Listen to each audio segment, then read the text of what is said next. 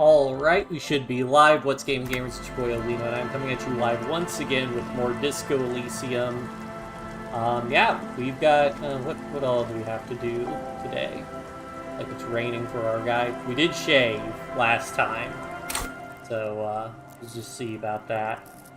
I guess we can, I guess we have a level up. We've already maxed out our thought cabinet. Detective Cousteau.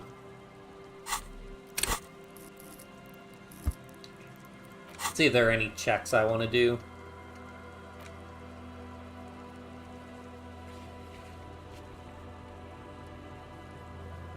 I still want to rhetoric that cargo container door, but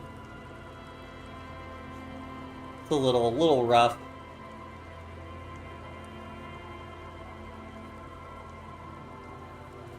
Let's see, a bunch of these I can't do anymore.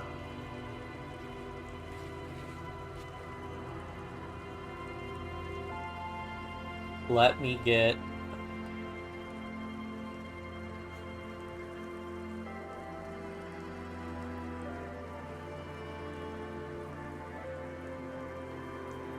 visual calculus, conceptualization.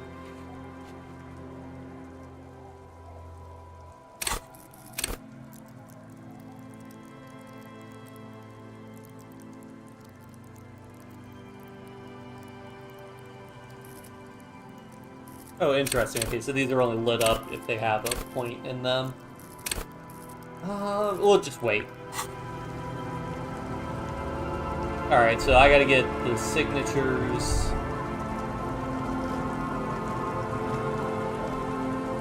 Actually, yeah, what are all our checks? Okay, we got the jacket. Do I care about holding on to that?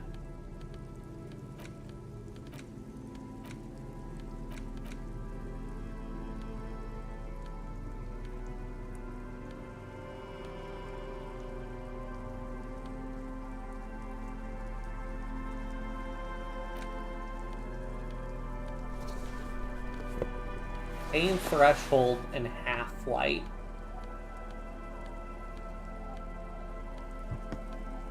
I'll just give him his jacket back.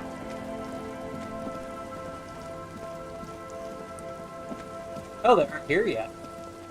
Huh. Well, okay.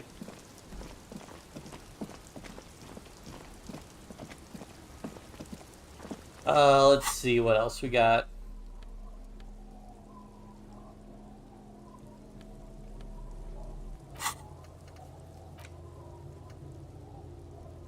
Decide what to do with it. Didn't we do that? What? Do I need to call the precinct again and have them pick up the body for processing?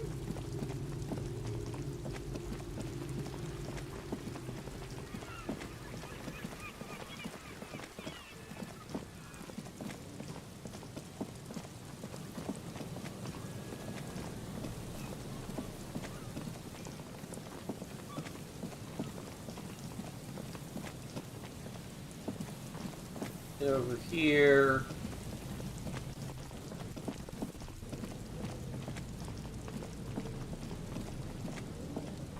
A man. Looks like he's been dead for a while. I'm surprised no one found him before. Okay. Alright, let's talk to them to pick him up for processing, because...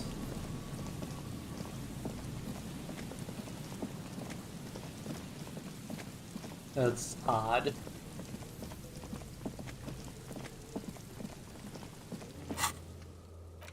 Oh, call us out back in the day for info on the armor's owner. They should have gotten back to me with that info.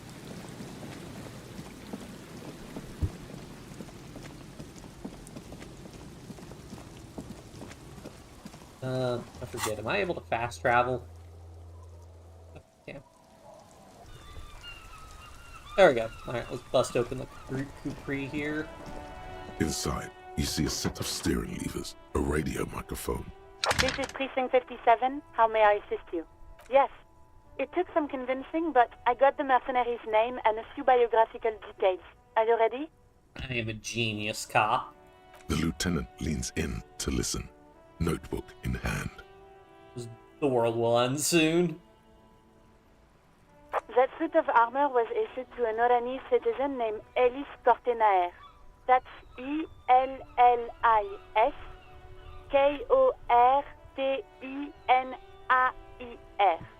Exact date of birth, unknown. He was signed into the Lelystad County Neonatal Care Unit on 28th of February, '09. He was found as a newborn in a leaf compactor near an abandoned farm. He spent 4 months in the neonatal unit, survived apparently, and was assigned to a foster family at 2. This is what the ICP knows about him.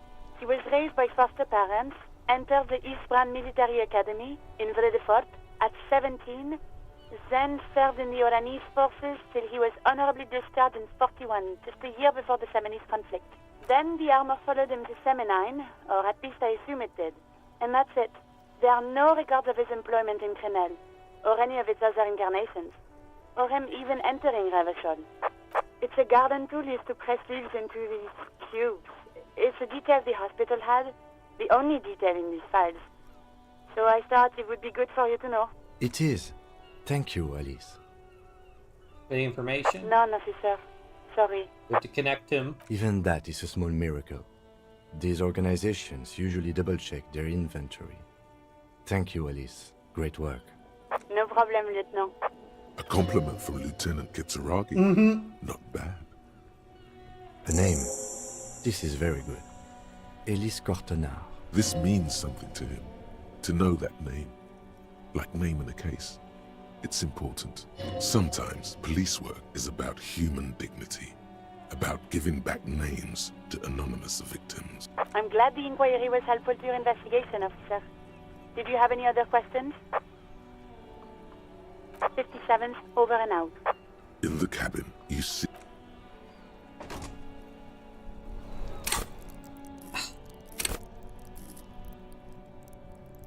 I really want to level up Rhetoric again. But all these other ones are also good. I mean, reaction speed's good, shivers, I mean, all this stuff's good.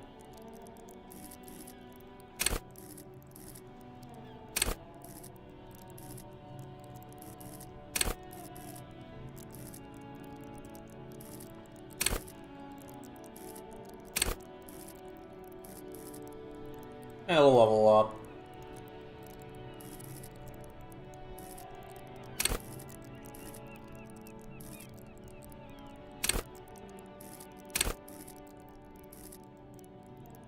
Sure, we'll level up reaction speed, I suppose. Alright. So we got that done at least. Find the... Okay, so done. I don't... Build one state, decide, return to it with the lieutenant and decide what to do with it, but maybe I need to talk to him? Yes?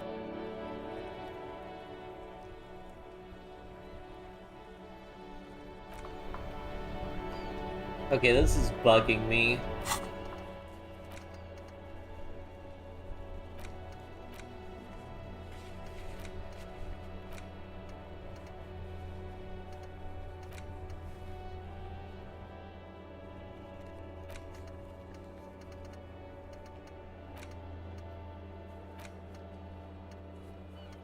Oh, we've actually... Oh, right! I need to explore the secret passages some more. Okay, let's do that.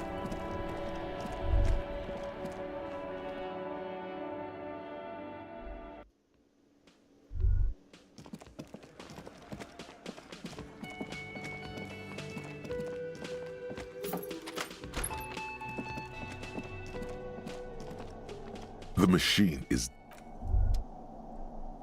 That's still broken from when we went too hard This on small pinball. elevator is dimly lit by a bulb that's been glowing for ages.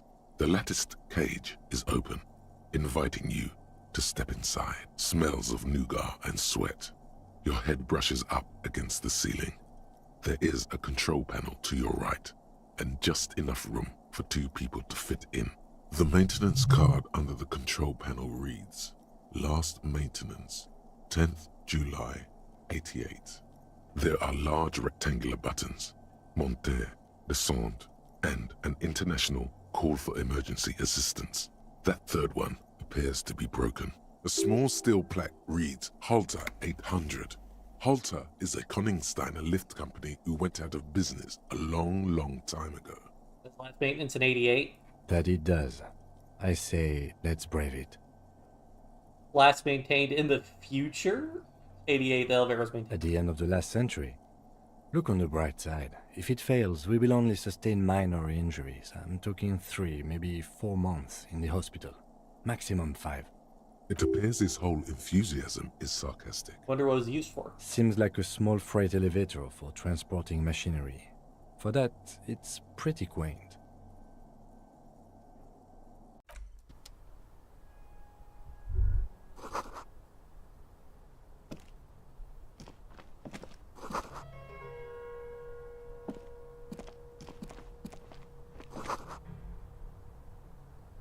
Futurism themed. Okay, let me max out my perception here.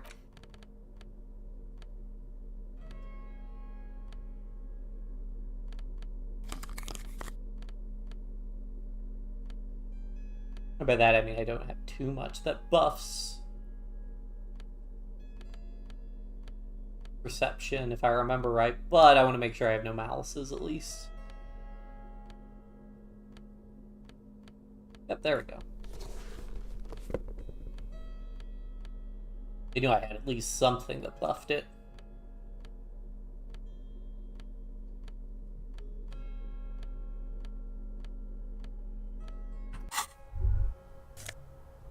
Ooh, empathy and hand-eye coordination, nice.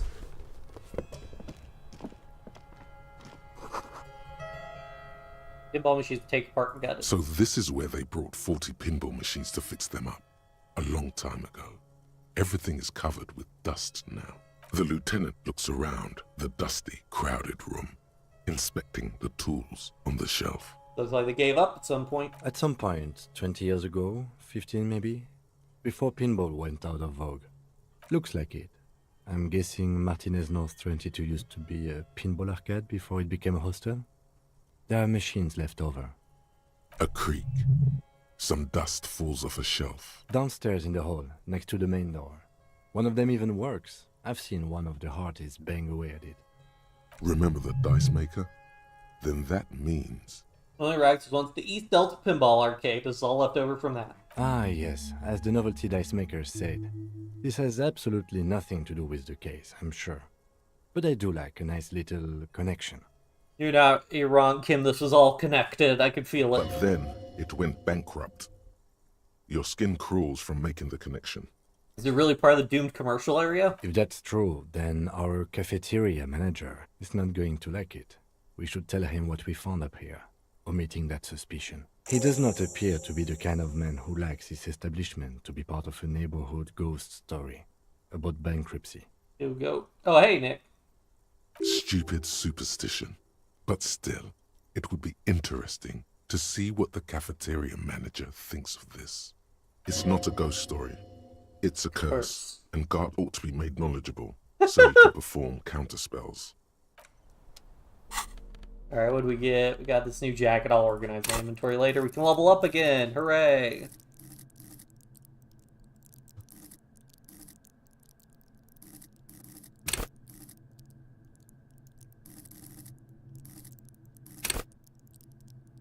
Sure, let's level up Shivers some. We haven't really been getting a lot of Shivers, so we can level that up some, maybe get some bonuses. You clearly see footprints in the downy carpet of dust covering the workshop floor. Jackpot. These, unlike everything else here, are new. Someone's been here within the last week or two? 3 weeks maximum, from the dust coverage. It could easily have been 1 week too. You know, officer. This is good. He likes it. There's a little smile there, in the dark of the workshop. It was a stereo investigation after all. It has now converged With our main investigation. Adding a new fact to consider. What does this mean? It means someone snuck through what seems like a secret route, behind Classia's room, in the recent weeks. This may prove to be significant. Have a closer look then. Large prints, most likely made by Boots. The size is hard to determine. Soul could be bigger than Vamp. The soles have left the pattern, uniform, horizontal lines. One person has been here. They've gone back and forth. The tips point both ways. It's like one person went back and forth. Between that and that. The size looks about the same, actually. They're not the same shoe, but they could be the same person. Does it look like the worker boots? No, these little horizontal lines are different. They look custom-made to me. Or some kind of foreign print. Hard to say. Still a boot, though. Everything around you is quiet. The prints crisscross the workshop floor.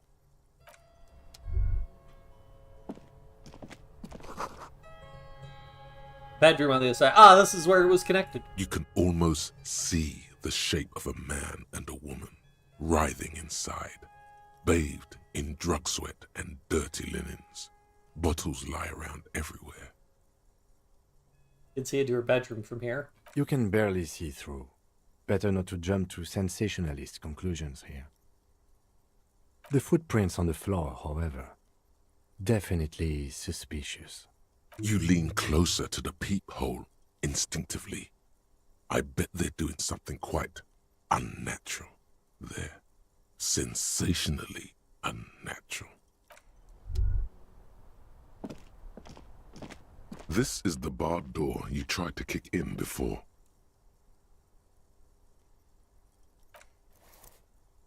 The door shudders a bit, as though it were laughing at you. Unless we've veered off into a folded M dimension, I'm expecting to step out on the roof. We could ask Glacia about this route. See how she reacts? Folded M dimension, a reference to the popular science fiction series In System. Look who's in a good mood suddenly, and reads science fiction. Yes, it is quite likely that we will re-emerge on the M plane. Brace for psychokinetic impact. Or the roof.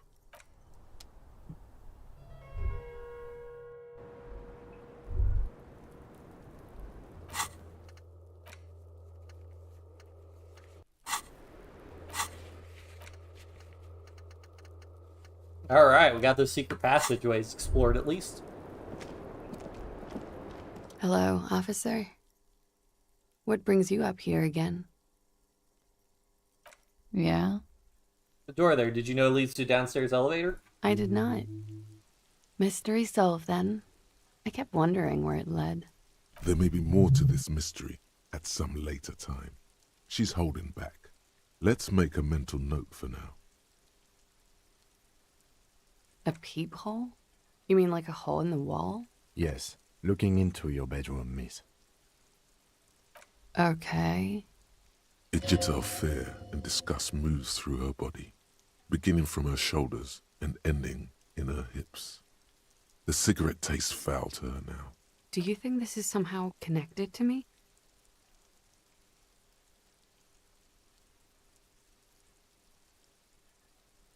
Could just be a coincidence. Okay. Do you have any way of knowing how long it has been there? Unfortunately, no. But if I were to guess, long enough.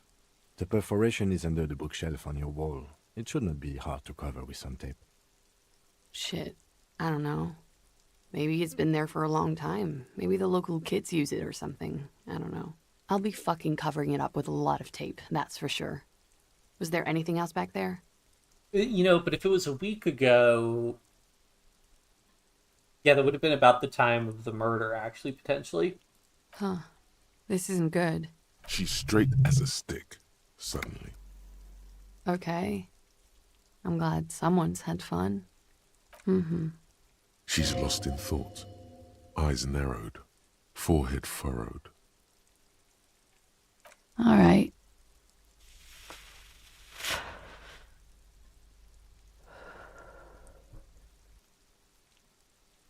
Okay, I need to buff Volition some.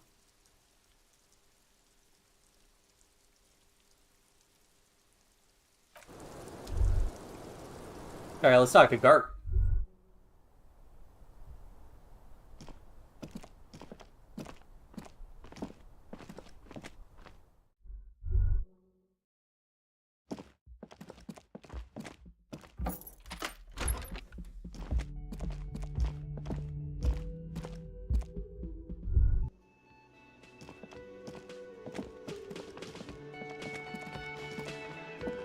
Hey, was there something you needed? I saw another thing. Another thing. Great. I love those. There's Gart, what if I told you I got into the back room behind the steel blue door? Oh, okay. Well, I did hear you make noise back there, so good for you. He's really holding himself back here. It takes a lot of willpower not to ask. Obviously, he's been wanting to know what's behind the door. Aren't you gonna ask me what's back there? Okay, what is back there? Skeletons, a mausoleum, the gaping maw at the end of time. There is no gaping maw. If you don't want to tell me, you don't have to. That's okay. Skeletons, Yes, haha. What's actually behind there? pinball machines. Ha! I knew it. I've always wondered where those machines by the door came from. And they told me there was some kind of pinball thing here too. I knew it. Were there any back there? In working order, I mean. You wanna play? Because I might be up for a game. No, I was just wondering if you found pinball machines there. I feel a capitalist plot coming up. Capitalist plot. The pinball we have in the corner now is broken. I want to diversify the entertainment options. It wouldn't hurt to get a little life in here. Other than the hellish karaoke machine. That one's always causing trouble. Yeah, those numbers he's adding up must be making good sense to him right now. Sounds like he cares about the place. He's not going to be overjoyed to hear that it's part of the doomed commercial area. He should still know. You have to be forewarned about these things. I may have discovered that the whirling's part of the doomed commercial area. What? Why would you say that? We're at a completely different address from that whole thing. So he knows of the doomed commercial area and its address. He's thought about this. You know of the curse. Everyone knows of it. It's listed on the intercom outside as one of the businesses building B. You should get your wiring fixed. I tried to call and couldn't reach you. I've been working here for a long time, and that intercom has never been used by the Whirling.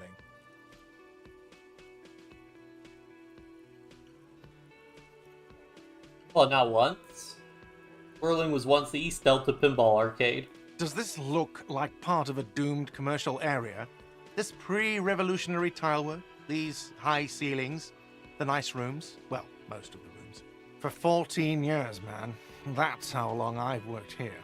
I've kept this place up through hail and through sleet. Fuck me, if some doom ghost. He's done a fine job too. Though he's spoken of the place dismissively before, the hostel is actually very important to him. Really care about the whirling. Yeah, it's slowly growing on me again. It's beautiful in its own way, especially for this neighborhood. I've been trying to keep it that way, even if it is part of the damn doomed commercial area. I don't place much stock in the curse and so on, but the label frightens the clientele. Who wants to stay at a doomed hostel? Everything's doomed enough without that. Who owns the place? Some real estate management company. They never come around here, just collect money from afar. Honestly, I think some money laundering might be involved. Who named it? Well, it sure as hell wasn't the real estate company. It was you? You look surprised. What? It's a great name, I know. Cafeteria managers come up with great names too. It's from a song. Hail, Holy Queen, by the Ateniers. Hail, Holy Queen of the Sea. You're whirling in rags, you're vast and you're sad. Good pick. About those other cafeterias you manage. What about them? One is a basement dive frequented by chain-smoking communists. I can't tell you how sick I am of Kraz Mazov and Ignis Nielsen and all those old ghosts. He's hesitating, not sure if he should share this information with you. Encourage him. And the others? The other is a kebab cart. It's very successful in its way, but it's nothing like the Whirling. Good luck to you with this place, then. Luck has got nothing to do with it. I need to think about where I'm going to place those pinballs. I have a feeling they're going to help. Against the doom, it's implied. So, if you didn't have anything else to tell me about my establishment, can we, wrap it up? There's a peephole. What wall? Upstairs in a secret back room. I'll have it fixed at once. Thank you for letting me know. I assure you, the Whirling does not abide spying on its guests. The color has drained from his face. Are you sure you haven't? Absolutely not. Fuck you for even implying it. It wasn't me. It wasn't my stuff. The establishment will look at it and ascertain what it was. Sir, he was only asking a question. It's his job and mine. See that it's covered. Yes, I absolutely will. Sorry, it's been a bit of a day. And now a hole in the wall. Alright, you've been notified. Thank you. I'll patch it up personally. Was there something else about the establishment? I hope not. Yes?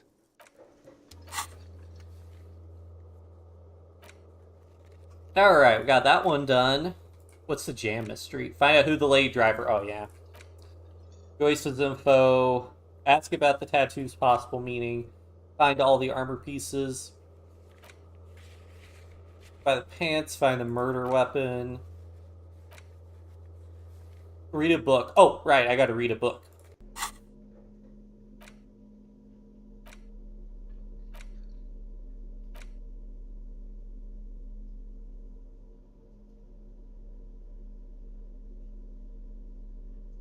Oh, do I have to find it? Did I not get it?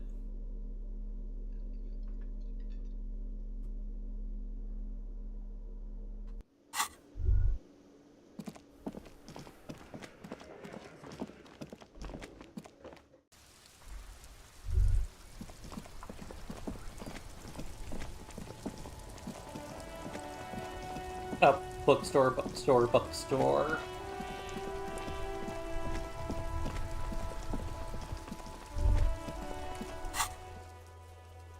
Can I try to read that book again?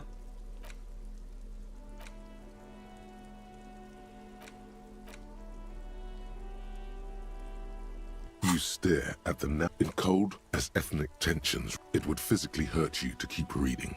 Are you sure? They go through a brief and somewhat awkward love affair. And in the end, they betray each other and succumb to the absurdity of Guardian life. The man becomes a lens grinder, completely abandoning his former existence. He toils through the daily drudgery at the Lenka Polyfabricate. Happiness and fulfillment have eluded him his whole life. And in the end, he has nothing to do but dedicate himself to the craft. And the woman? She spends the next several decades standing at a conveyor in a Sosnovo fish processing plant. The smell of fish guts slowly seeps into her hair and skin as every single one of her dreams dies, one by one. The memory of their short time spent together tortures the former lovers ceaselessly until the end of their days. Years pass in solitude, their bodies growing ever more decrepit. As life leaves their remains between the soil sheets, their final thoughts are filled with regret. Good stuff. I fucking loved this.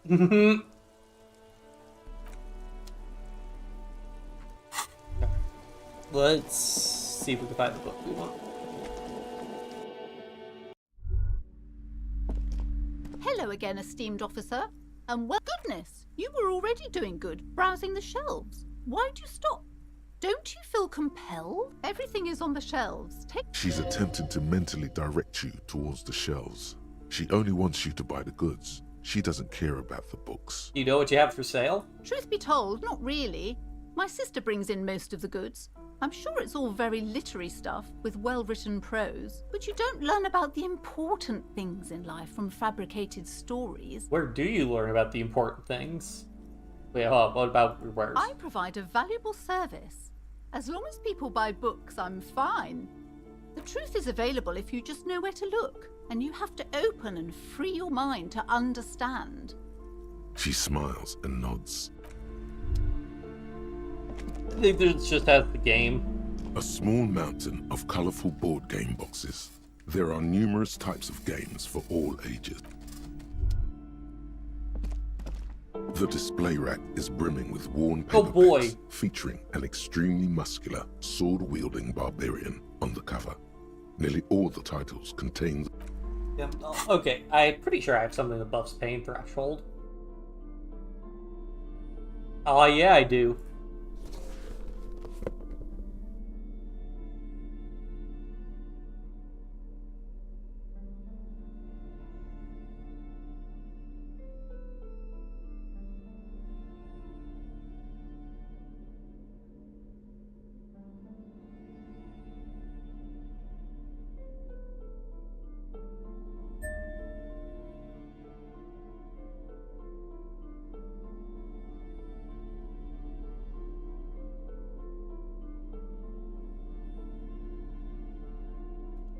Ah. They give me like a The really good display rack chance. is brimming with Oh, yeah. worn paperbacks, featuring a twinge at the back of your head makes you flinch. Your eye starts twitching. Your hand reaches toward a book with glossy cover art of the very muscular man from Hjelmdal in chains, kneeling in front of a staircase leading to a throne. A woman sits on the throne, leering at the man. She's laughing at him, belittling him. Between the throne and the Hjelmdala man lies a bonfire, casting shadows on the wall. The shadow of the woman's headdress looks like a pair of devil horns. The title reads, Man from Hjelmdal and the Devil Woman. The display rack before you is burdened under piles of Man from Hjelmdal novels. Rows and rows of Hjelmdala men. The display rack before you is burdened under piles of Man from Hjelmdal novels. Maybe later.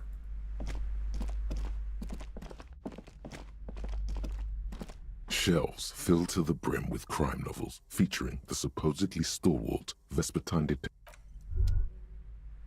Hopefully one of these has the book I want. Shelves full of biographies of.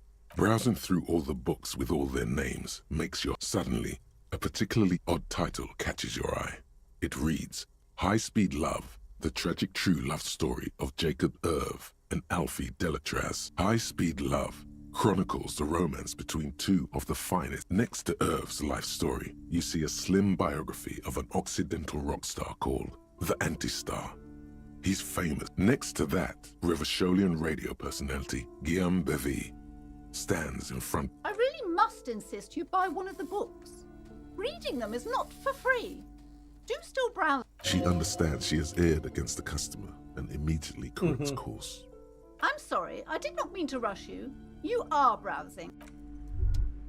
Thought I could buy one of these. This bookstore is not strictly about crime, romance, and biographies of famous people. Amidst the various, these three things are the point of the book, and many others on this shelf, is to give people medicinal advice, various paranatural books. So they don't have the book I want. Where am I supposed to find this book? Read a brief look at inframaterialism. Do I not? Did I get that? Is that a pamphlet I have?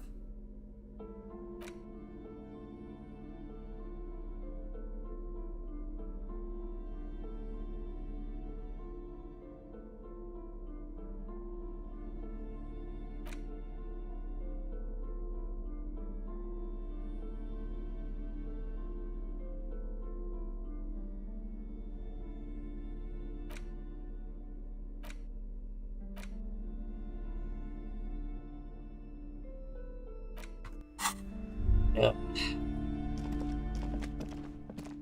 Oh, guess I can't get at the bookstore.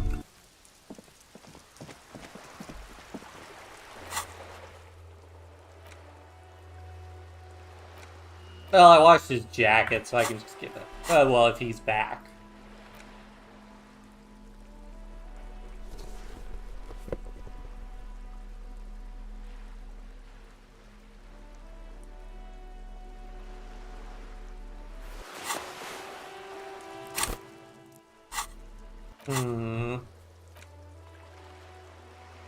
Okay, I'm gonna look this up.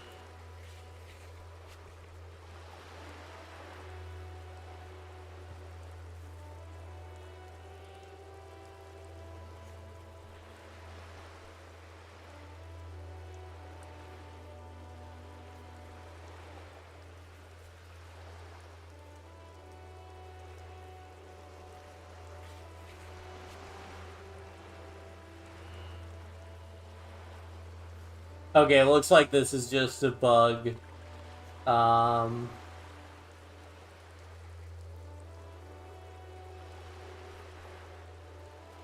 Looks like that's just a bug. I think it looks like it's a known bug because I found it without Kim there. Alright, let's ask if let's try and get those signatures and see if there's any more info we can glean from that. We also need... where's his friend? Officer, care to play a game with the lonely old man? Actually, never mind. Wouldn't be the same. Where's Renee? The prick is gone. I can barely believe it, but he's really gone. He is trying to retain his jolly facade, but the underlying sadness casts a deep shadow over his wrinkled face. Gone where? Hell, most likely. He was an absolute cunt. How'd he die? His hungry little heart finally gave out. The dock workers found him in the guard booth this morning. Wasn't even supposed to be working for another week, but he just had to prove how tough he is. Wait, did he push himself to prove he can pull his weight and doesn't need handouts? Guess he was about to head home, 'cause when the dock workers found him, he was wearing civilian clothes and not the Kuketu uniform I saw him in all the time. Sometimes I thought he was wearing it just to piss me off. Now the joke's on him, 'cause he's gonna be buried without it. That means the uniform could still be in the guard booth. Something to keep in mind if you really plan to give yourself to Revachol. Their conversation pushed him? No. René was the most stubborn man in Revachol. Nothing you or I could say would ever push him to do anything. The man was completely immovable. He has doubts, but right now, he just wants to move on and not think about it. Was he really that bad? I repeat, an absolute cunt. Even his old army buddies didn't want him around. He was like an old viper. The only people who could stand to be around him were Jenny and me. She saw something in him when we were just kids, and she never lost sight of it. And I thought if the most beautiful being in the world can love him, then there must be something worth holding on to. Did you love him? We've hated each other our entire lives. So much, in fact, that... Yes, I loved that angry prick. He didn't deserve it, but I did. You know what his last words to me were? Tell me. In Guillaume's time, you'd have been shot without trial. That's what he said to me. He lived a cunt, and he died a cunt. Let's leave it at that. We've hated... Yes, I love... In Guillaume's time, you'd have been shot without trial. That I took them for myself. Took them to remember that old cunt. Nobody knew him better than I did. And I want to remember that old cunt by something. Strange how old cunt sounds almost gentle when he says it now. Here's something to remember your friends by. Let me see. This was 60 years ago. We all went to that parade. Young René looked so happy, and Jenny... I'm sorry, officer. I just... Thank you. Thank you for this little memorabilia. It really means the world to me. That was nice. A small thing for us, but invaluable to him. He probably didn't even know René had the photo. For my sincere condolences. Yes, we are both very sorry for your loss. It is what it is. Part of life, really. But to know someone for 79 years, then one day they're just gone. I just don't know anymore. About anything, really. But you must need something. I was gonna ask him about Maybells. René wasn't really what you'd call a botanist, officer. And believe me, he didn't like Insulindian lilies. Insulindian lilies? That's their old name, dating back to the time of kings and crests, and all that other stuff he loved so much. Why didn't he like them? There were many reasons, but mostly it was the communals. They called them the Bells of Revolution. I guess in the end, the Insulindian lilies were just another piece of the whole Insulinde. The royalists had to surrender to the Mazovian insurgents. It doesn't really matter anymore. But you feel the dried flower in your hand somehow still does matter, although not to this sad old man. Good things about Renee. Yes? What about René? Yes. It is what it is. I just don't know anymore. About anything, really. But you must need something. What, Dad?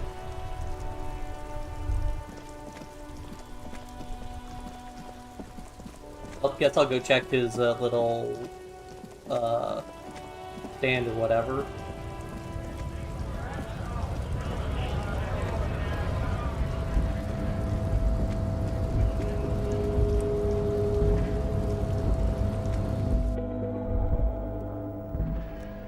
There's no way they have a copy in here that I can just grab, The right? file cabinet stands hundreds of documents containing logistical and the same material. You already went through all of the drawers, so Yep, I already did that.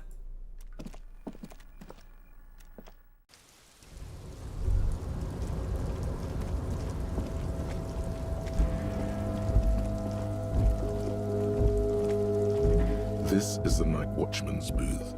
Take it. It's just there. Who cares?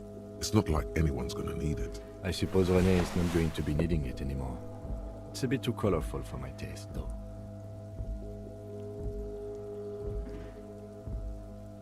Fantastic. Try not to wear it with other similarly colorful clothes, okay? +1 reaction speed, +1 Revacholian nationhood.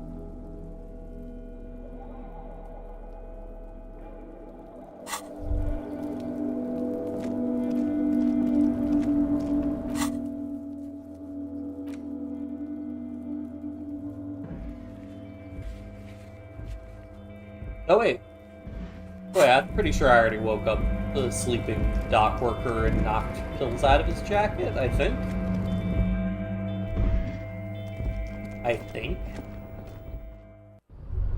Yep. Okay, this is gonna bug me now.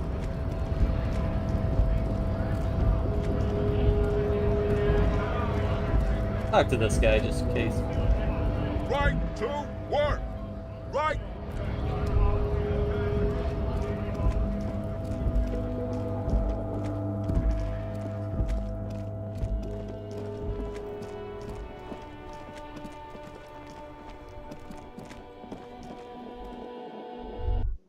Yeah, I'm pretty sure. Yeah, I'm pretty sure I did the check with a sleeping dock worker. Okay, I guess we could talk to Titus about the thing. Let me see. I want high authority whenever I'm talking to him. Sucks that these ain't composure though. May also switch to like have the flashlight out all the time.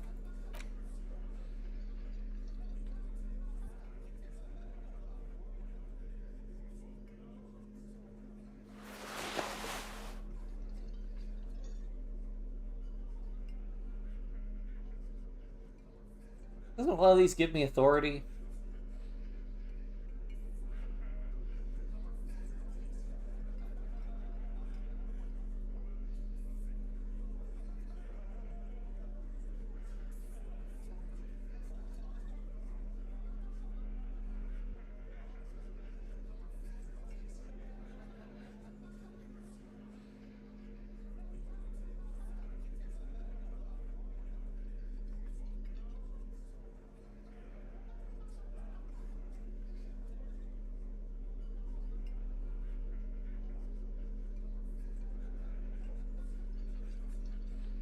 Inland Empire, Logic, -1 authority. Okay, let's switch those out.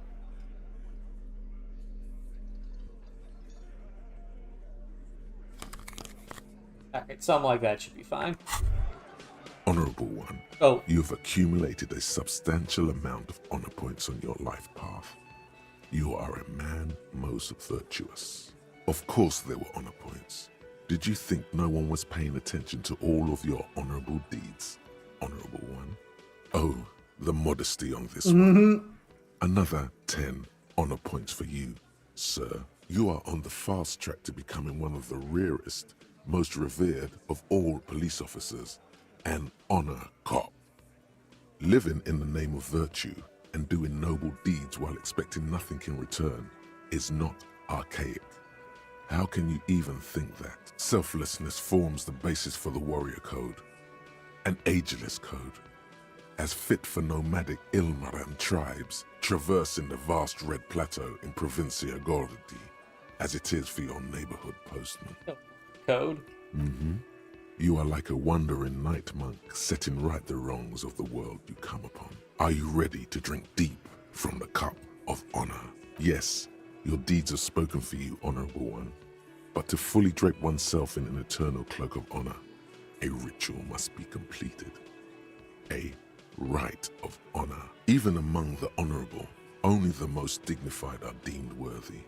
But you, O Honorable One, have excelled in honor. Honor comes from deep within you, and to truly know oneself, to know one's honor, one must reach deep within oneself and touch one's honor.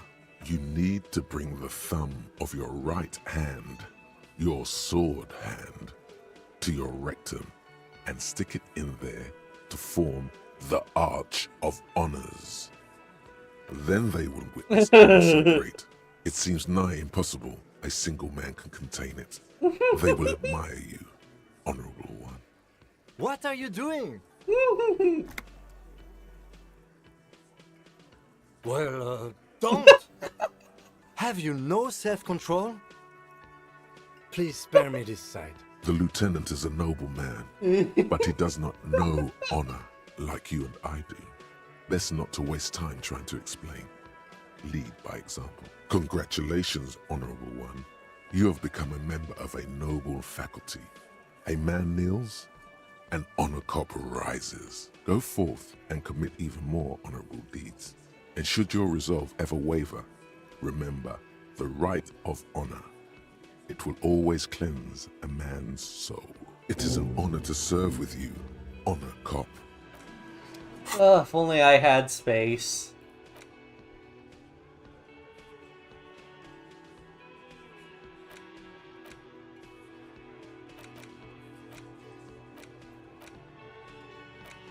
Although I'm pretty happy with most of these, like... I don't know what else I would try to drop. The clowns are still hanging around. What is it now?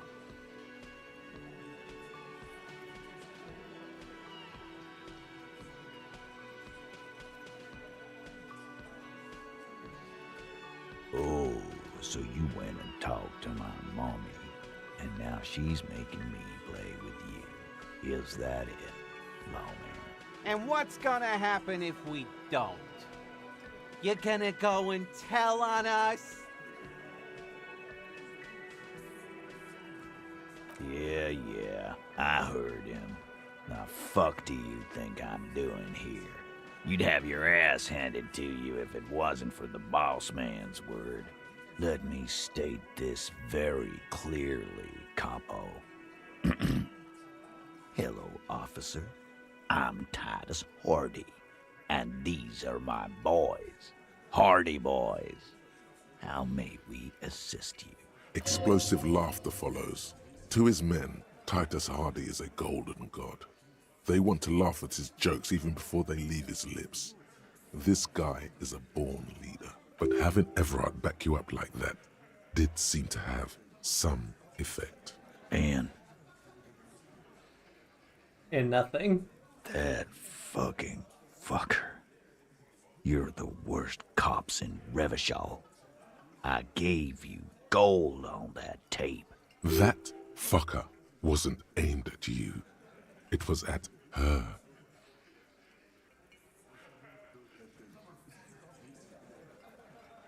Locker room talk. What are you, fucking brain dead? I've been to plenty of locker rooms. They don't plan rapes there. What did she have to say then? Fine by her? This is what people are supposed to be like? Fucking whoop-de-doo.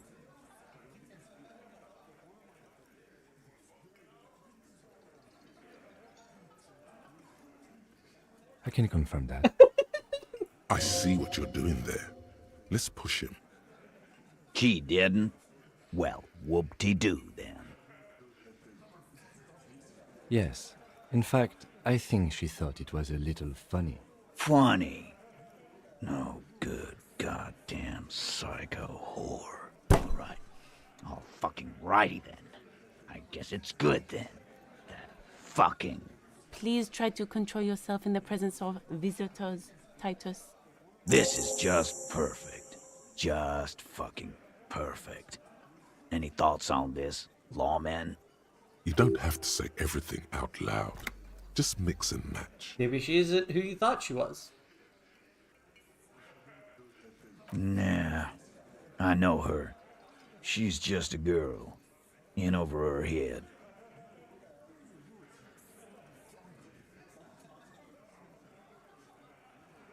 I knew it. Titus, I knew she was professionally trained by her walk. I told you she was a beauty queen. Yes, Glenn. I know she's a beauty queen. Everyone can see that. Sorry. Yeah, maybe. That is a possibility. He does not sound very convinced anymore. I already told you. We fucking hanged him. There's less gusto in his voice now. His men, too, are growing increasingly silent. The man is slowing down. Looks like a bad blood sugar crash. He can't keep track of all the variables anymore. Who could? It's getting harder and harder to perform one's part in this sordid play. Boy. All it takes is a nudge. Come on, Titus. We know you didn't hang him. He was shot.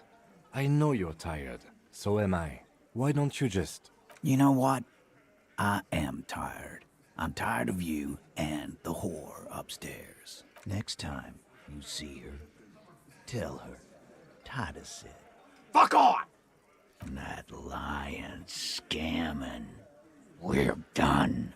This is over. You understand? Your little investigation is over. Yeah. On the floor, beer drips out of the can into a small puddle. No one does anything about it. What is this quiet funeral shit? All we need is some beers in us. Bartender, 20 beers for the Dock Workers Union. Why do we make it 40, huh? Why do we make it 100 beers? You're not loud enough. 100 beers? Now we're talking. Hoppity hop over here, cafeteria manager.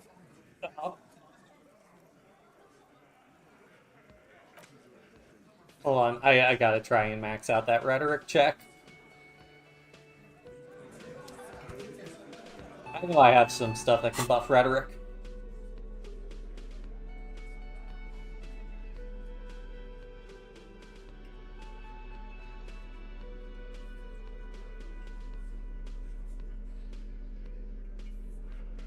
Well, maybe I only have things that can malice rhetoric. Oh, come on. You're killing me. No, I definitely have a shirt that buffs rhetoric, right? Yeah, at least I have this guy.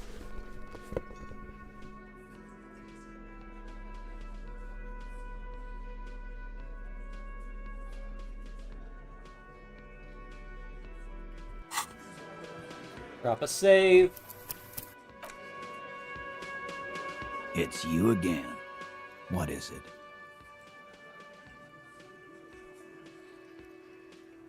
Let's go.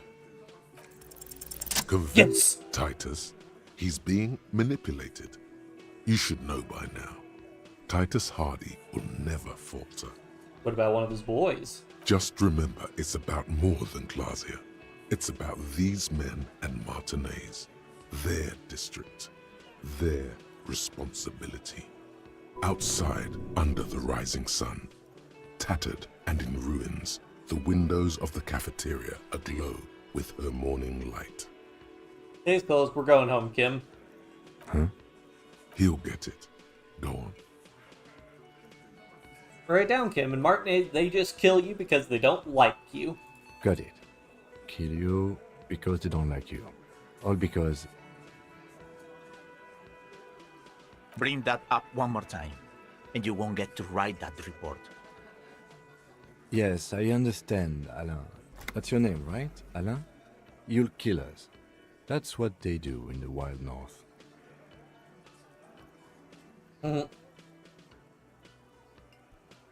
It wasn't that. It wasn't. We didn't shoot him. That's it. That's the weak one. You flushed him out. Now go in for the... Officer, you will be next if you don't shut up. firearm. A Glass 08 or a 38 caliber pistol. Either is small enough for you to have missed. He's onto you. He knows what you're trying to do.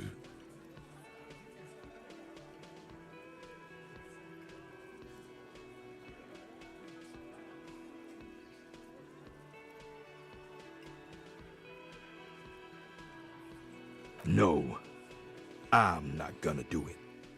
I'm too old for a shot like that now. Suddenly, there's an awful ringing in your ears. Your body temperature spikes. You're burning all over with fear. To your right, you sense the air move. The lieutenant draws his firearm. You only manage to perform one more movement. An instinctive jerk to your left. Then, no sound. No one screams. It's impossible to say where it comes from. More dead cops. Sad news from the district of Martinez, as the bodies of 2 police officers are found floating in the canal. It is believed the officers were pursuing a murder investigation, but got caught in the dock workers' strike and were gunned down under unclear circumstances. Such needless loss of life is truly tragic, a local union leader, Everard Clare, commented, and added that although the event is truly horrid, we can expect similar incidents to follow if right-wing vigilantes are allowed to run around uncontrolled and try to wriggle their way into well-organized neighborhoods. And that's the end of Disco Elysium, gamers. Now I'm just messing with it. We'll take a bathroom break and try to get back to it. Oh, I know that can happen, but man, that's a different death path than what I've gotten before. Talk to the Hardy Boys. Alright, I'll be right back.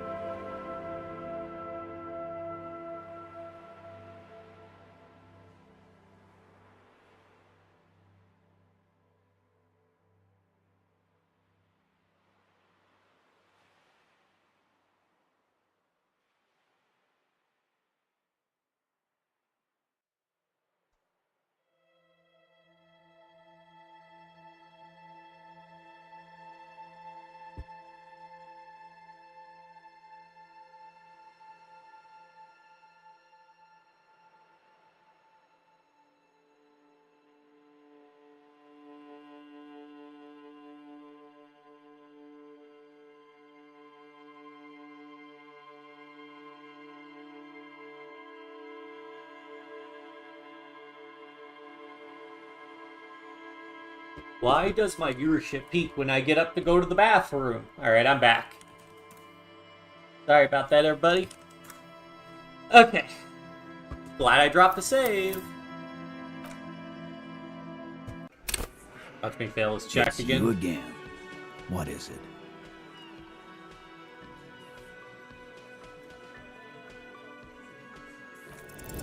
Classic come is on. playing them like a fiddle. Tell them how bad they got played, and they'll tell you the truth. There are many ways to go about it. All of them really good. Oh no.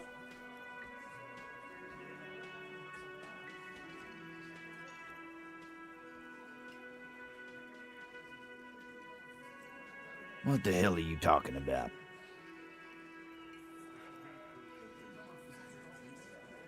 Oh, that shadow. A man your age. The hangover must be lethal. I never thought I'd say this, but maybe you should cut back on the drink. That's enough for the shadow now, officer. Let's do procedural questions, or even, why not take a little breather? These working class oafs don't know how to talk about feelings. You shouldn't have opened up to them, or anyone. Man, failed that. Do I want to... We passed that check before. I mean, I could just buff rhetoric again. Get the whole story from Titus. Yeah, I have to buff rhetoric again. I mean, I'm pretty close to being able to buff rhetoric again. Then I could try to get that cargo container open again.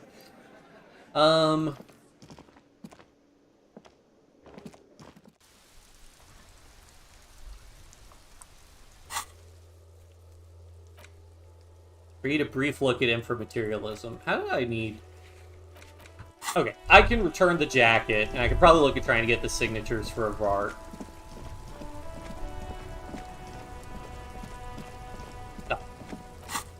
Oh. I think I can just fast travel.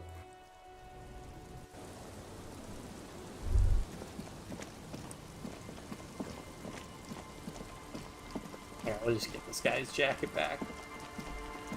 Tequila Sunset. My jacket? A look of consternation crosses the man's face. He looks at you, then at his bottle, then back at you. What the fuck are you talking about, Tequila? What are you talking about? Rosemary, what the fuck is Tequila talking about? Aye, that's the jacket you stole 2 weeks ago. From the kid who was making it with his gal on the beach. That's disgusting. I've never done anything like that in my life. You're both delusional. Found. That's medium concept stuff. It becomes abundantly clear to you how this man managed to lose his keys, business, friends, and girlfriend. I'm calling it. It's neurological. Your loss. That shit is so medium concept, I wouldn't touch it with a stick. But yeah, okay. I'm sure it looks great on you. It's an okay jacket, if you are into that look. What's in a name? Hey, Spiral Boy, you gonna Shut up, guys. I was once a reason, so you don't want to just hear the same story again. Yeah. Okay. I do. But as you can see, my fuel tank is running quite low. If you catch my drift. Cottonmouth is keeping my tongue in... Okay, let's step aside for a second. I have something I want to talk about.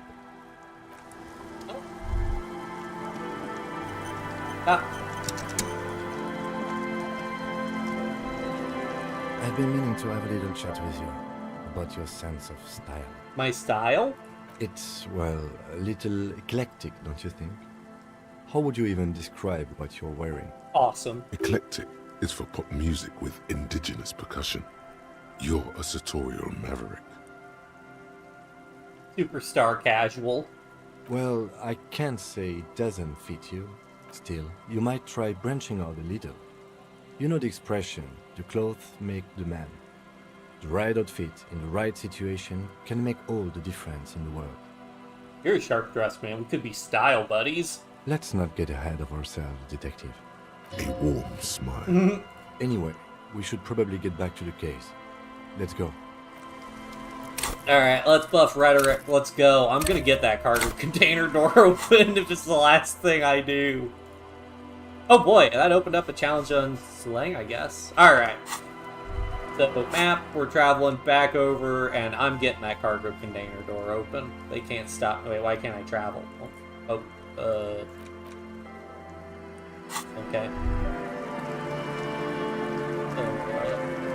Can I travel from, if I'm in the fisherman shacks, like this? There we go.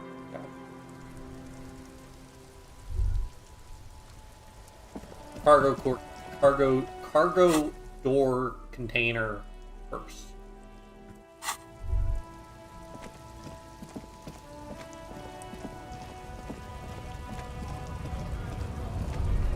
Do cigarettes give me? Do cigarettes give an intellect bonus?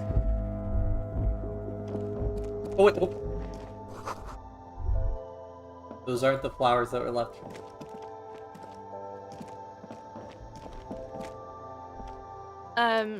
Is this about the question? A colourful display of... Again, I'm obliged to inform you that both alcohol and cigarettes damage your health. Here you go, mister.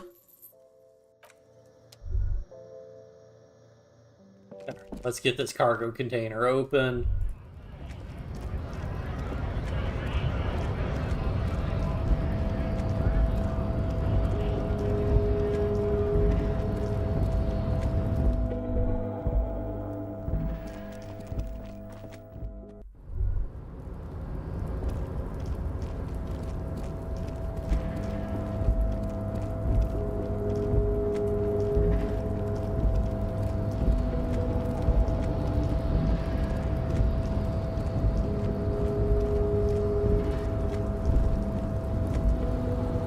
Alright, let me drop a save. Smoke them if you got them.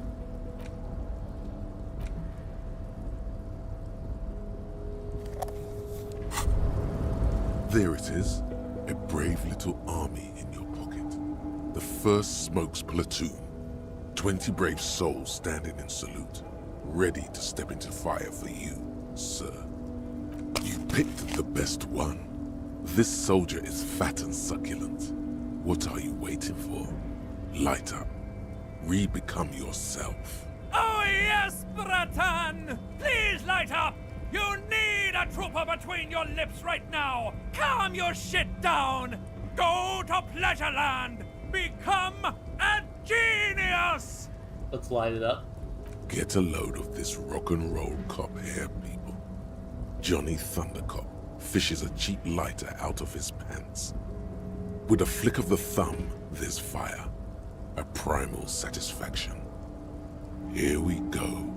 The lighter's dark green disposable plastic. Safety's off.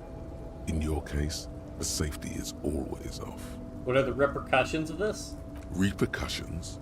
There's a high risk of glory with a mild chance, cool genius. Smoking makes you into an intellectual. Everybody knows that. It will help you concentrate a bit. That much is true. It only lets you concentrate because you're in nicotine withdrawal. It only mitigates its own. Blah, blah, blah. Boring. Light it up. Get that bad boy in the flame and breathe in.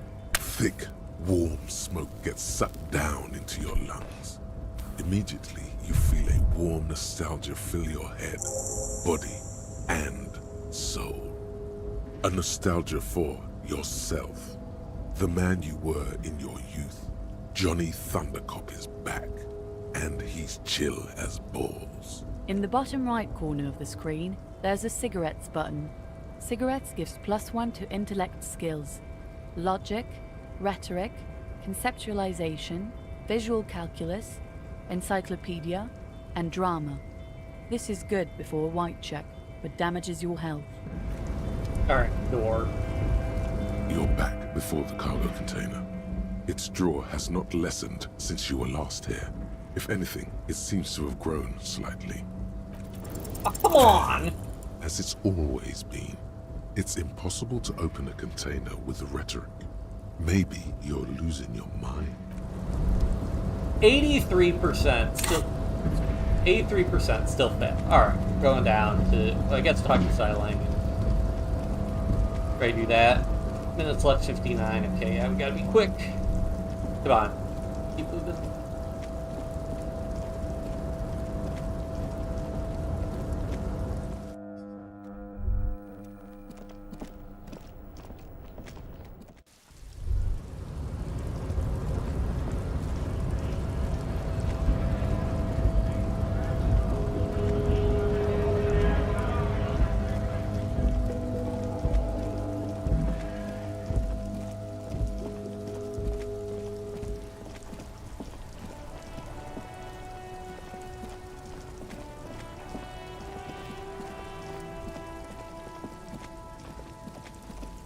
Everything's still cool here, officer.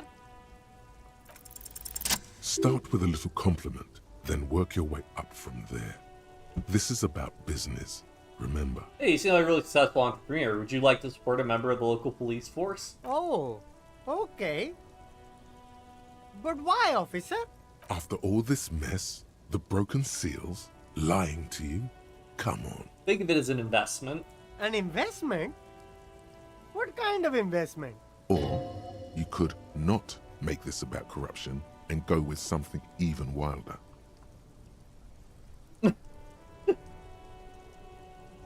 It's investment in me, a highly experimental human being. My risk-reward ratio is insane. I guess it can't be any riskier than speculating in exotic derivatives. How much are we talking about here? 1 million real. But officer, I don't have that kind of money. There's got to be a more modest investment. 10 real is a bargain for that kind of investment. You got it, my man.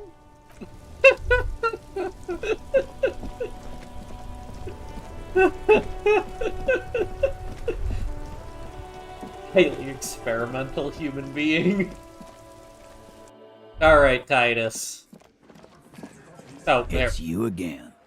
What is it? Let me drop a save again in case we die again.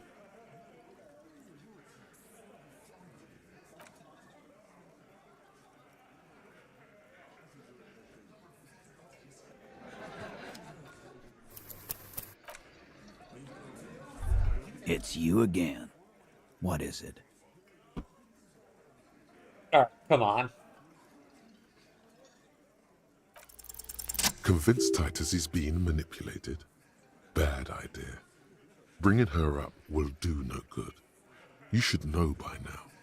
Titus will never falter. Well, the boys will. Just remember, it's about more than Glasia.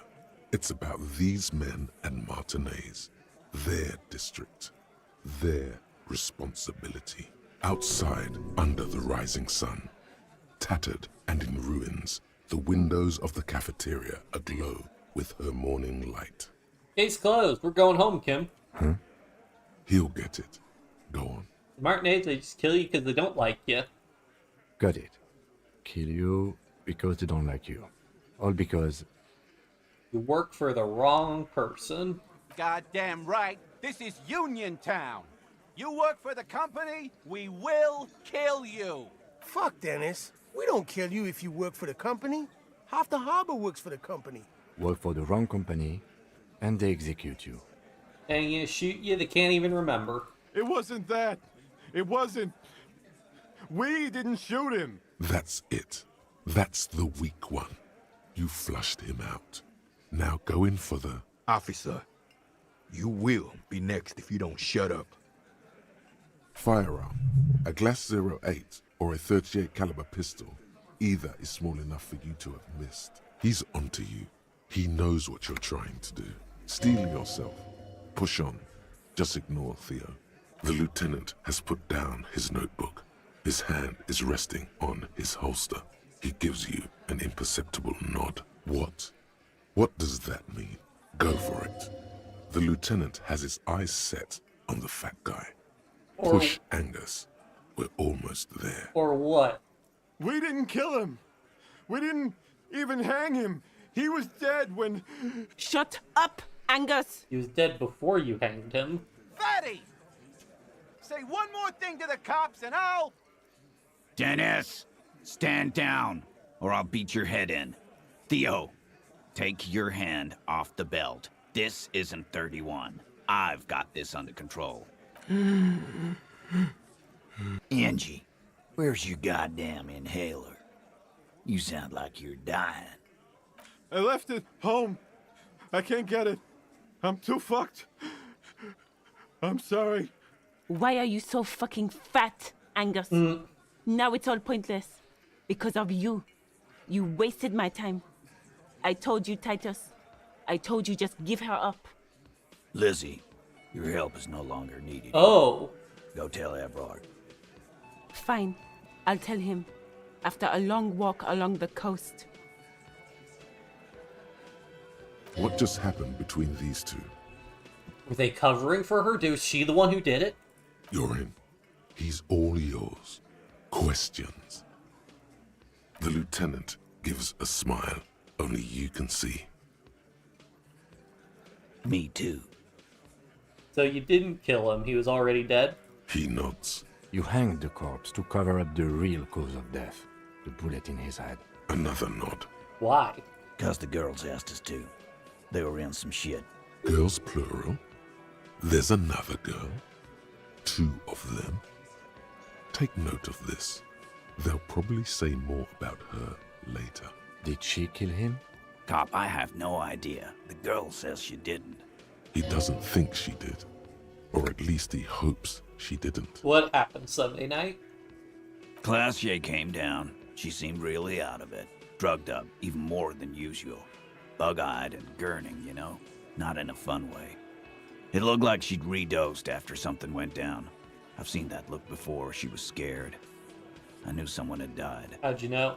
I've done this job for 10 years. I've seen it before. It's the politician in the motel room with the dead hooker scenario. Only in reverse. Good analogy, boss. You don't get to talk yet, Shanky. You're still on the bench. You keep taking it easy too, Angus. What happened then? We went upstairs. Sure as day the Merc was dead. There was a bullet hole through the window. Fucking dirty sheets and bottles everywhere. He means they'd been fucking? Tibbs patched the window. And the corpse. We hanged. Who's Tibbs? Nah, he's my brother. He's in the window replacement business. Right now, he's grateful he hasn't gotten his brother into this mess. Why the cover-up? You may have noticed our girl's in some shit of her own. Told me that some people were after her. Yeah, she wouldn't. She's fucked if she shows up on police radar. These people? They're powerful, connected to the Moral Intern. She's clearly afraid for her life. Says if she showed up in your systems, she'd be ghosted away. That's all he knows. That's all she's told him. And why would you help someone like that? By taking on a murder? Why would I? I guess we abide all sorts of runaways and losers here. It's a Martinez thing. So who did it? Not yet. Just some ideas. She says the shot came from outside, behind the window somewhere. So that's a clue. What are you thinking? I'm thinking someone's past caught up with them. Either hers or his. Hers, you mean? I mean the people after Klausya. Maybe the shot missed. Maybe it was meant for her. I like that. Been thinking the same thing myself. You had ideas about his past too? I do. One of those mercenary buddies of his could have done it. They got guns, training, years of bad blood, probably. Or it could have been someone else from Crenell. Tell you what I'd do. Check out the coast for vantage points. Maybe consult with a ballistics buddy of mine. That's what I'd do. If I wasn't too busy doing this clown dance with you. He's calm now. Threw all that turmoil away and became himself again. Whose idea? In a manner of speaking.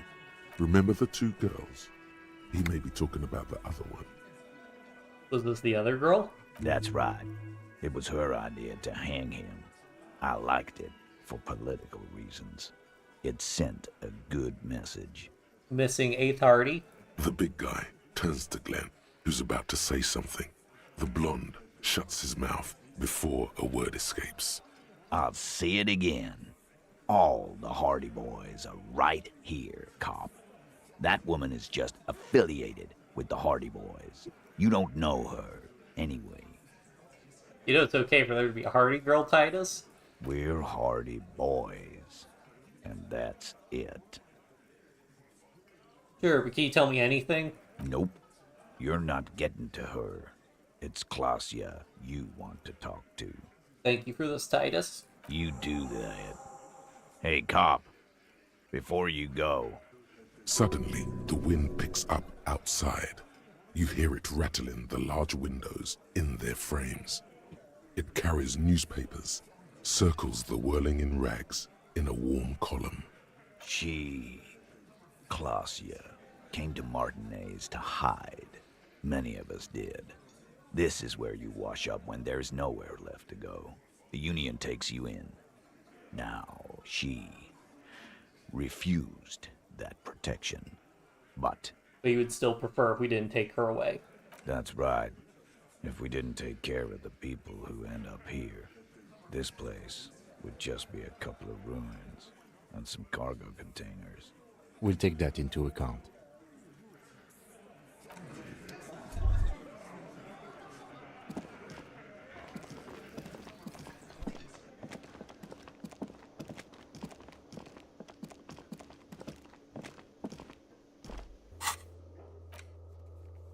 Alright, so you gotta confront her with the story now. Oh wait, alright, do I have any other intellect checks I can do right now? I can't believe I failed that rhetoric check again. The integral of the amount of times I've checked, I'm gonna... Oh, I need to find that, make a compilation of all the times I failed. Like, I've done that check so many times, the probability that I still have failed is preposterous.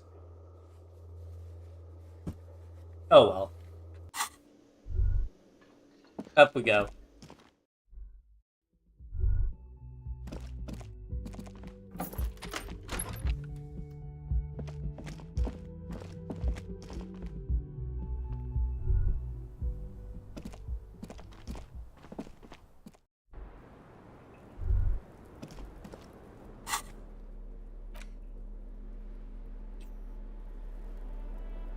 I don't even know what I want. Empathy, I feel like, is good.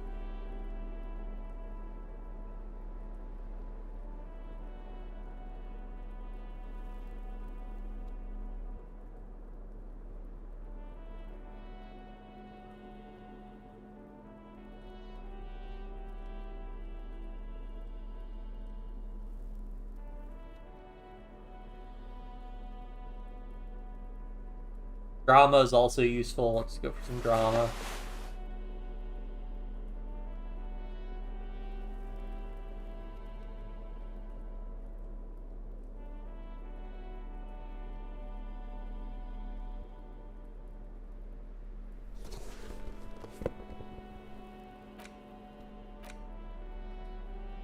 Oh, I forgot that this gives me empathy also. Always forget that.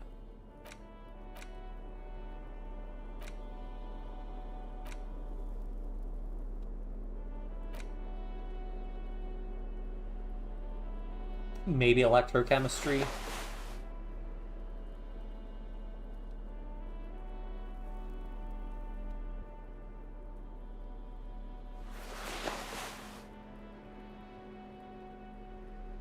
Alright, let's talk to her.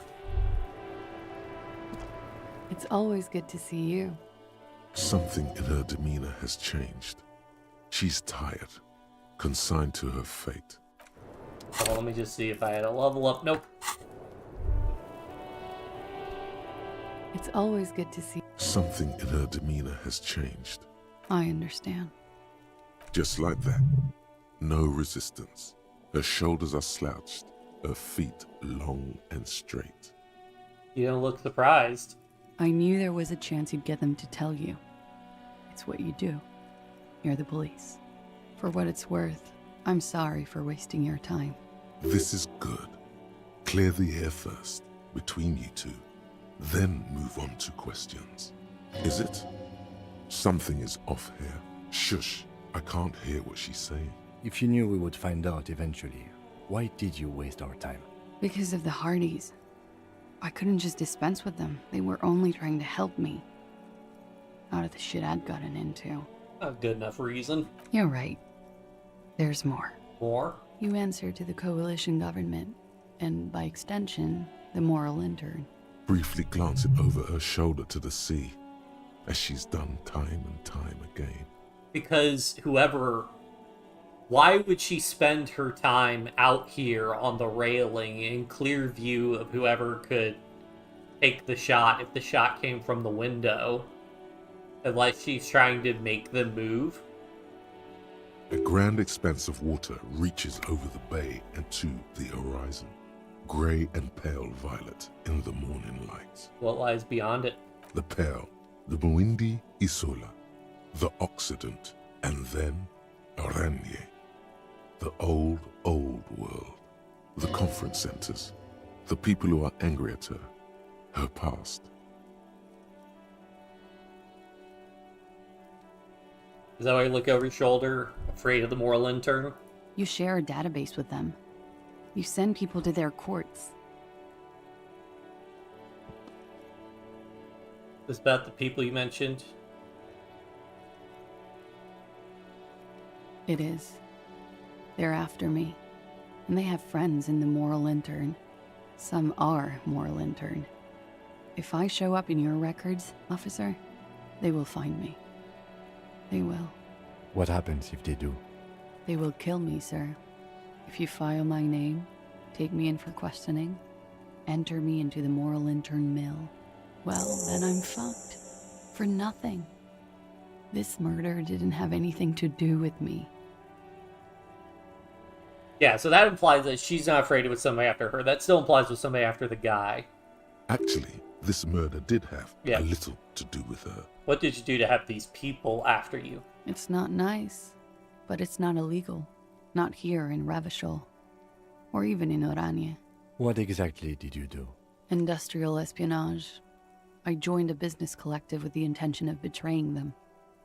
I did my job well enough to be asked to do it again. With a bigger company. The kind you really, really don't fuck with. I took their ledgers, 2 decades worth of accounting. Does Vart have this? I need the names of the companies involved and who hired you. The job was Lewes County Savings Bank. They sound small, but they're part of the Lewes conglomerate. That was the second job. The first was some printer company. You wouldn't know them. Is it the electronics company, the remnants of the other one? But she really destroyed them. She still feels it. As to who hired me for the job, I don't know. But they're after me too. Along with Luskop and their friends in the MI. Once you're done in the competitive intelligence circuit, you don't have allies. You're radioactive.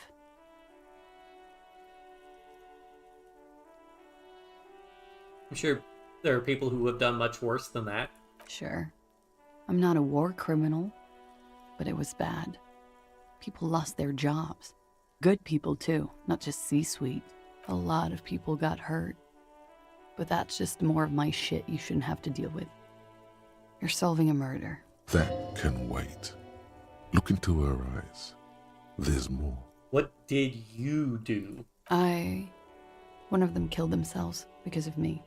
She says it quickly, like she said it 100 times. To herself, to get used to the idea, out of guilt. That's not easy to deal with. How do you deal with anything? It's all just... How do you do it?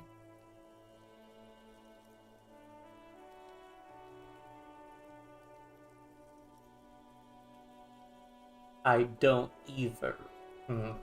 There you have it. The way of the warrior. What happened here? We were there. Together. In bed, I mean. Tell me exactly what happened. Okay. He was in a kneeling position. He had just entered me. I was on my back, looking at him. I heard the window behind me shatter, and I turned to look. There was a hole in the glass. I turned back to him. His eyes were looking through me, and his mouth was open, dumb. I could see. I could. A great pain moves through her, a dark and indefinite wave. She continues in spite of it. I knew he was dead before he fell down on top of me. He was heavy. I pushed him off and he fell to the floor. There. He only had his boots on. I bit the pillow, not to scream, then ran downstairs. I waited for the second shot to come. For me. I thought there would be one. It never came. She's forgotten about her cigarette. The butt has burned right down to her fingernails. Oh.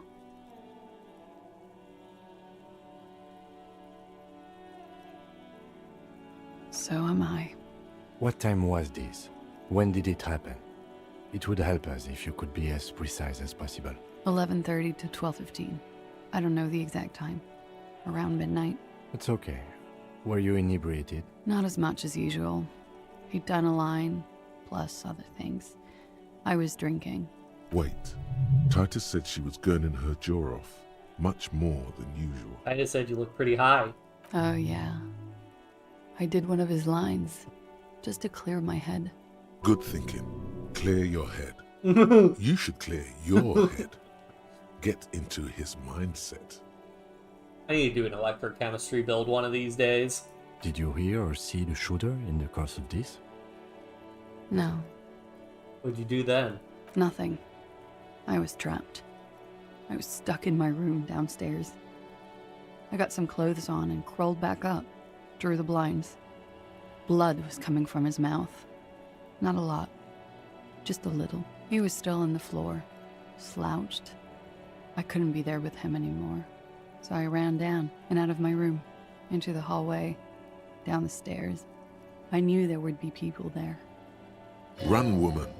Run past them and out into the streets where it's dark and people move. To the lorries at the intersection, as far as you can. Why didn't you run away from here? I already ran. I ran from an entire Isola. I can't run any further. Not with these people. This is as far as it gets. After you ran downstairs? Sylvie was tending the bar. A lot of people were there. The Hardys were at the table in front of the stage. I think the Union box was full. Ruby was there too. They were having such a good time. I sat down and they all welcomed me. I didn't even have to say anything. Ruby knew something was wrong. Ruby? Who's Ruby? Ruby. You know, the leader. Huh? The leader? Of what? The Hardy Boys. The Hardy was the leader of the Hardy Boys. Well, nominally, yes. Ruby's the one they go to when things happen, like things they need taken care of. She's the organizer. Let's go on then. Well, Ruby said let's talk upstairs. I showed her the room. I've known these people since December. They know my situation, that I can't leave a paper trail. Ruby was the first one I told. She said she'd take care of this. It's what she does, you know, take care of things. I helped her get the body to the bathroom. We used a belt to pull him up under the shower, to keep him upright. To mislead you, they were tampering with the body. To produce lividity, matching a hanging? Yes. We completely missed the tampering. Looks like you got there in time. What was this, 20 minutes after death? Oops. About 20, yes. Ruby explained it would make the blood... You know what he does. Then what did you do? Ruby went outside to talk to Titus and the boys. I was just looking at Lely in the bathroom. I had to put his clothes back on. His armor, too. It was tough, but I've seen him take it off and put it on many times. This has compromised you. We'll see. It took Ruby maybe half an hour to come back with Titus. I'd gotten him ready by then. They carried him out. I knew what they were going to do. Make it look like a hanging. Ruby said they would. What'd you do? Ruby said to wait here. She also said I wouldn't see her for a while. That we should lay low or something. So I did. Where is she now? I don't know. I haven't seen her since. We will need to take this question to the Hardy Boys. Interesting. Why did this Ruby go through so much trouble to hide something someone else did? Look into this later.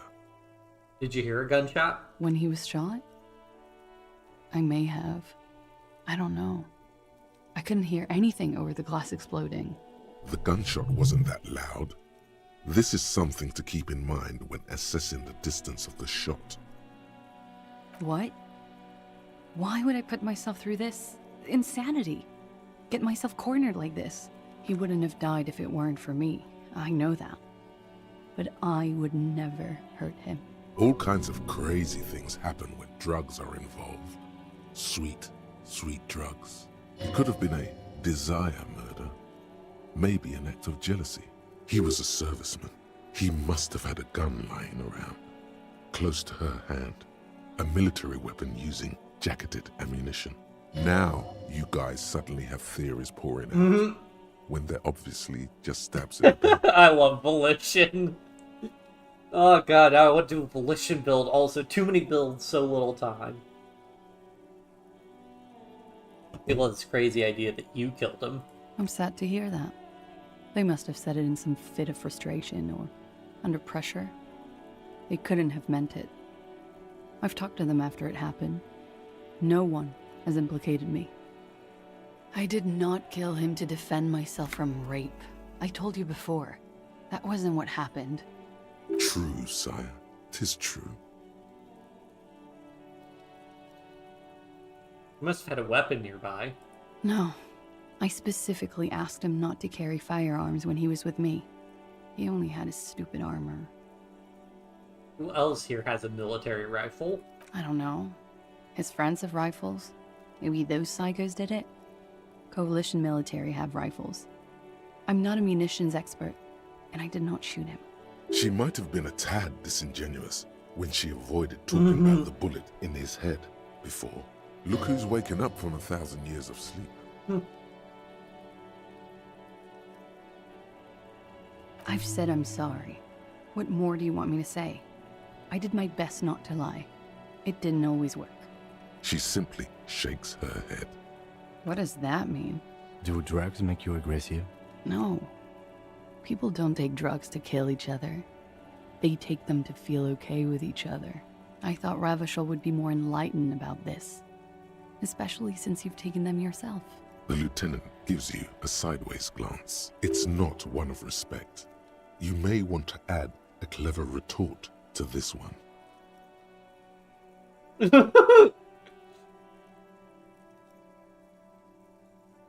Clever retort? She looks at you, confused. The lieutenant shares her confusion. Respond with something professional. Clever retort. Like what? The people after you have done it? That's the first thing that went through my head when I heard the glass break. I thought they'd found me. They've killed him to punish me. All last week, I've tried not to talk to anyone or be seen with anyone so they wouldn't be hurt. I've come to understand, however, this is paranoia. What happened didn't have anything to do with me. Oh, it's snowing now. Maybe it did? I just don't know. I don't know anything. We can't go after Loose Cap. Not yet. There are other, saner leads. I don't ask you to, Lieutenant. If there's one thing I know, it's that you'll get nothing from there. If they want to kill me, they'll kill me. If they want to toy with me, they will. She's come to this conclusion weeks ago. Why'd you call the cops if you're hiding? Because I'm an idiot. Which is an indicator of truth. Idiot. She's nothing of the sort. So you would have us believe, but you're not. You have to understand, the people around here, no one was making the call, and he kept rotting. And then they picked his clothes off, and that little fucker threw stones at him. Her jaw is clenched. Her throat moves. It takes all her strength not to cave in and sob. Once. Just one time. He kept throwing stones at him for 3 days. I could hear the thud. Thud. So I called you. I hope with all my heart it's not the last thing I do in Ravishol. She definitely called the cops. That was task complete. It could not have been a lie. That is impossible. Well, the window changed. Last week, Angus and Titus's brother, I think he's called Tibbs, took care of it. You should have another look at that window after this. Reconstruct the scene. It's right there. Yes, you see the glass sparkling out of the corner of your eye. She nods, silently. She doesn't even smoke. Just picks up the cold coffee and holds it in her hands. He's thinking, are we done here? Or maybe you should take her to the station for safekeeping. She lied to you, and she's a flight risk. No, that won't be necessary. Just leave her alone. She's been through enough. She doesn't need this police brutality. Multiface, I'm beginning to doubt your judgment. Are you sure you're not sleeping on the post? You have to wake this one up with force if you want to continue pushing her.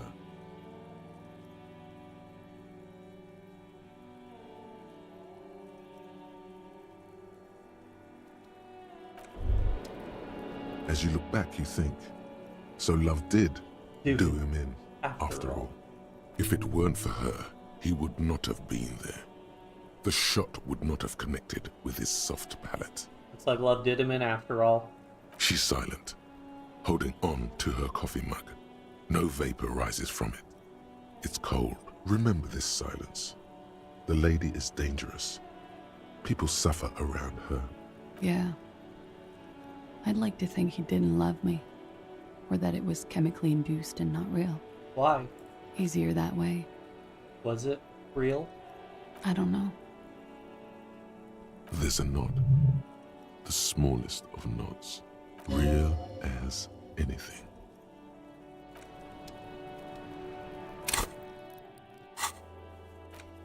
Okay. Let me just see if I could drive up drama any higher. Oh yeah, I can.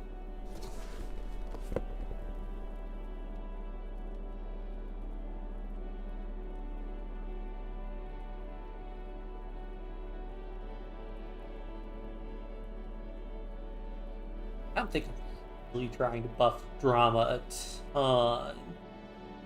At least not min-maxing it.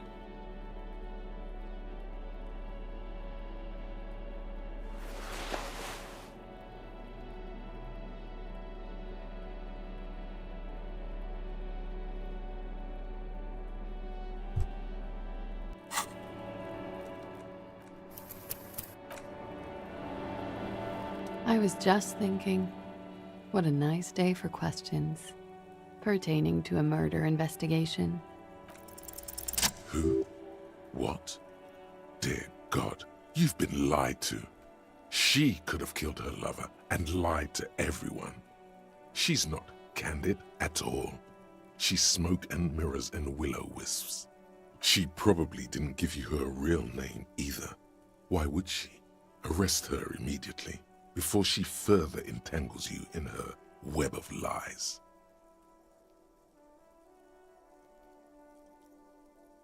And why have we not arrested her yet? There may be grounds here, at least for an extended detention. A little whimper. The young woman hears you. She's looking around. What? Her hand trembles. She's only pretending she didn't hear you say, devil woman.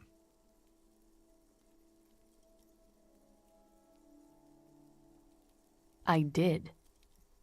What is this? I called your desk or whatever it is. The numbers are all over town.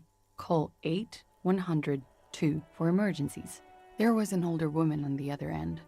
It sounded like she was smoking. She took my complaint. She coughed. That is the emergencies desk number. Anyone could know that, sire, by looking around and calling the desk. I don't believe a single word she says. What time did you make the call?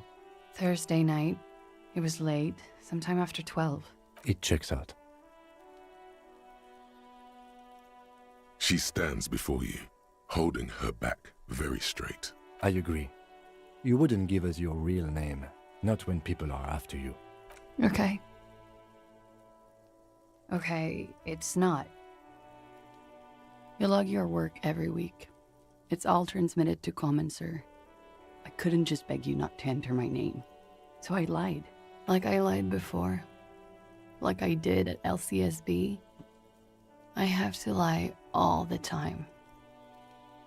I'm so tired of it. No. It's submerged in a plastic buoy on the coast, in the reeds.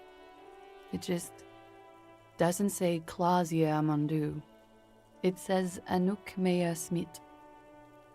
Falsified documents? Passport and visa. Given to me by my employer. I can't even use them. My employer probably leaked the name, Mea Smith, to hurt me. Why would they do that? I didn't show up to a rendezvous. They don't take that lightly. I didn't show up because I was afraid they'd do something to me. The job was finished. I'm just a liability now. She fears an arrest right here and now. This has been an awful turn of events for her. West of the boardwalk, in the reeds. That's where On we the had coast Inland there. Empire with the reeds. I put it there when I first arrived. Haven't been there since. I'm not sure I could even find it now. It's useless. The lieutenant makes a note of it. You're welcome to it. It's in the reeds northwest of here, past a Bergen sewage pipe, right near the waterline. It's Katarzyna Lazie. Could it mean Glasia is an alacronym for Katarzyna Alazier? It was a sentimental thing. I wanted to be more me here, this time. So I used my nickname. A nickname? Who gave you this nickname, gave it to Glasia? you? A teenage boy. 1,000,000 years ago.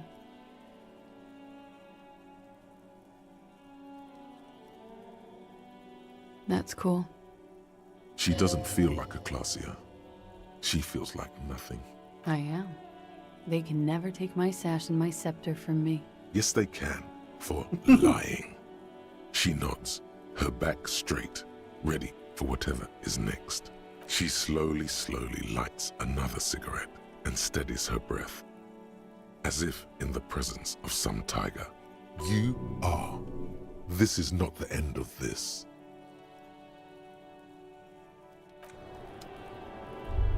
I was just thinking, what a nice day for questions pertaining to a murder investigation.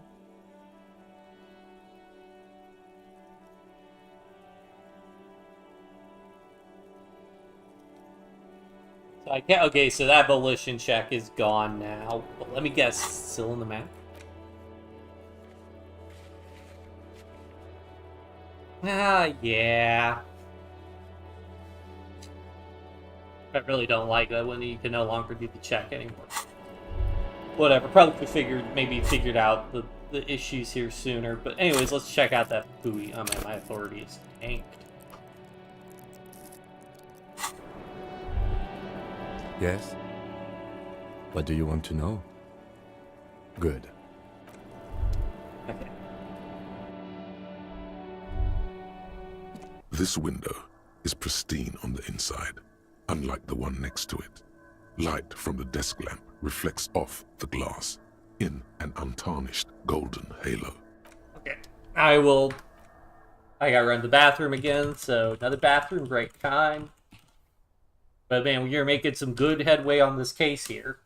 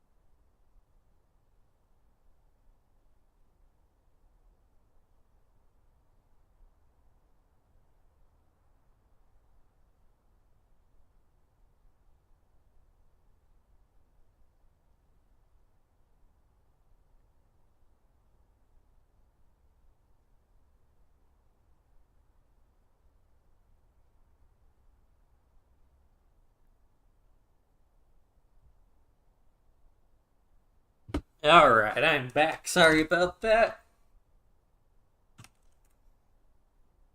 This is exciting. Alright.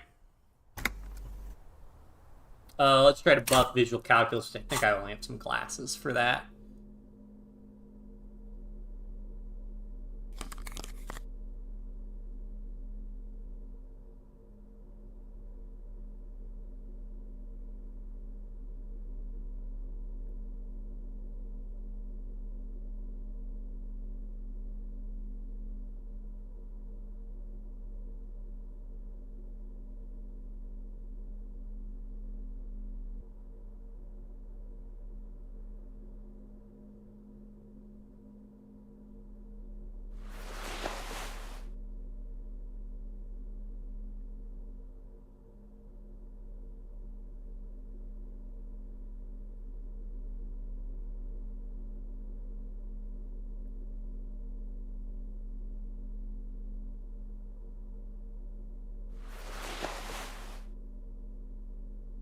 Oh, this gives me drama. Oh wait, but these both drama.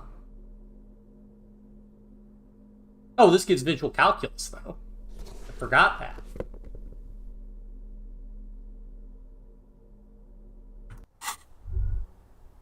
This window is pristine on the inside, unlike the one next to it.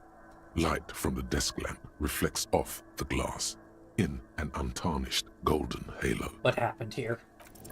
Oh, come A on! vague sense of disappointment fills you. The glass shimmers as if taunting you with its secrets. You get the feeling this room would tell you something crucial if you only knew how to listen. What are we looking here for? Ballistics? I'm not exactly sure either, to be honest.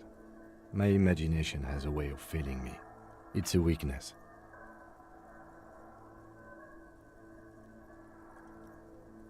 Smooth as following your lead, the lieutenant leans in closer to inspect the surface. Looks like it. You know which window has not been recently replaced? Whatever it is, it's messing with your concentration. Stop distracting him! He has work to do! Plus, if I recall, the window has been giving him shit ever since he got here! True. Looks like it. You know which window is not. I think it was established that you did it. Anyway. Stop distracting him! He has work to do! Plus, if I recall, the window has been... It makes me want to look at that window again, and maybe I might get something if I look at the broken window in my room. Maybe. A scratch.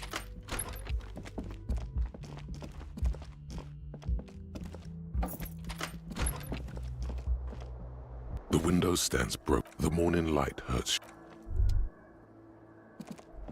The bed is still cold from the broken window, and not too inviting. But a mirror hangs on the bathroom wall. In it, your face. Irregular, clean shape.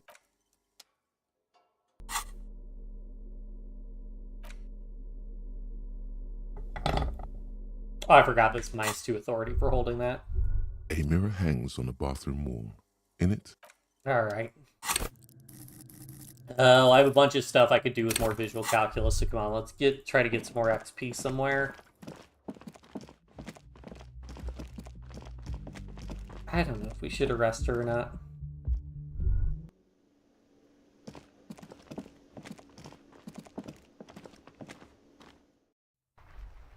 Oh right, I gotta talk to Titus.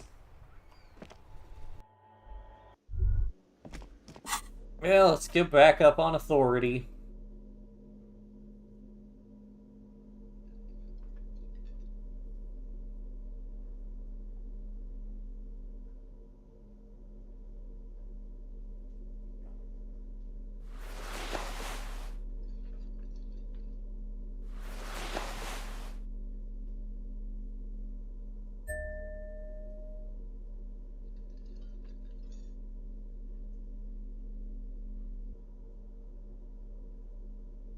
Excuse me.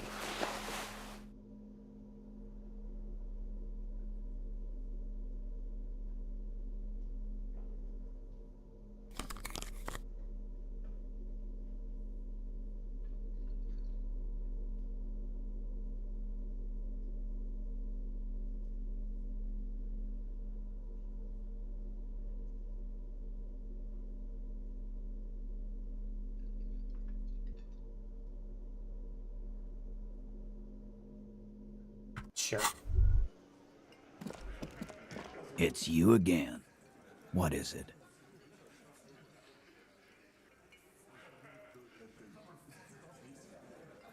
Why?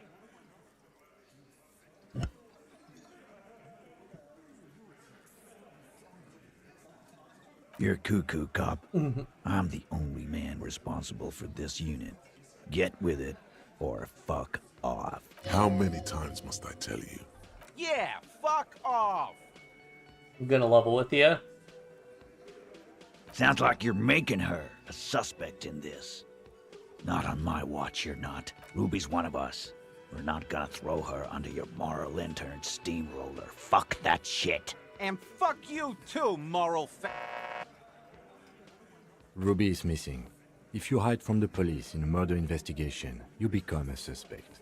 You know how it works, guys. That's nothing. That's just legalese. You don't even have a sound theory. I don't want to be rude, but we're trying to get some R&R here.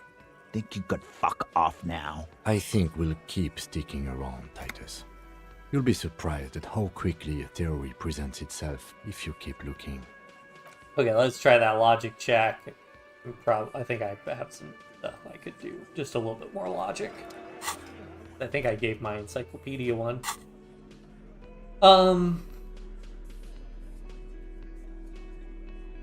Yeah, so that's not my logic one. Do I have anything else above logic? Like, or the buffs logic? I don't think so.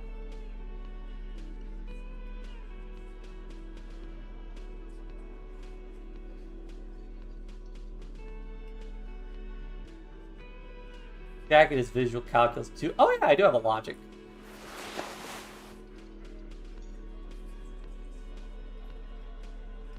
That's only +1. This one's +2. Grab some saves, because man, I am frustrated failing these 97% checks. It's you again. What is it?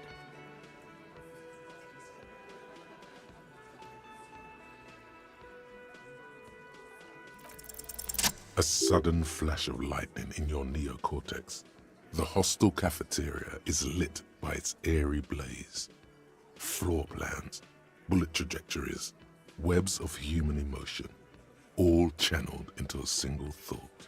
Why are you so sure Ruby didn't do it? Because she was here, all night, with us. He's cobbling together shit so he can put her away. It's Cop 101. She was here all night? 11:30 to 12:15? She was here during all that time? Yeah, with us, drinking, near the stage there. You didn't go to the bathroom? No. That's a lie.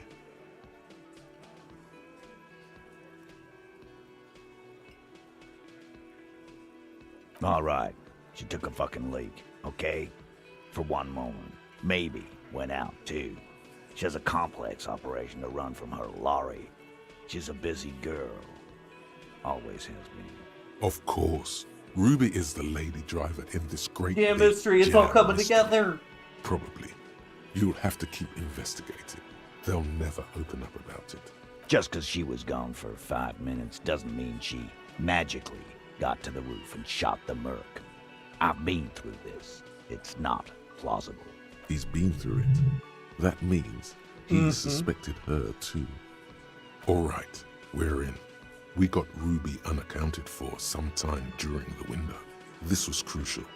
Now let's place her on that roof. The secret entrance, the barred door, the peephole. It's all connected. You got his attention. Now don't ruin it by making weird claims.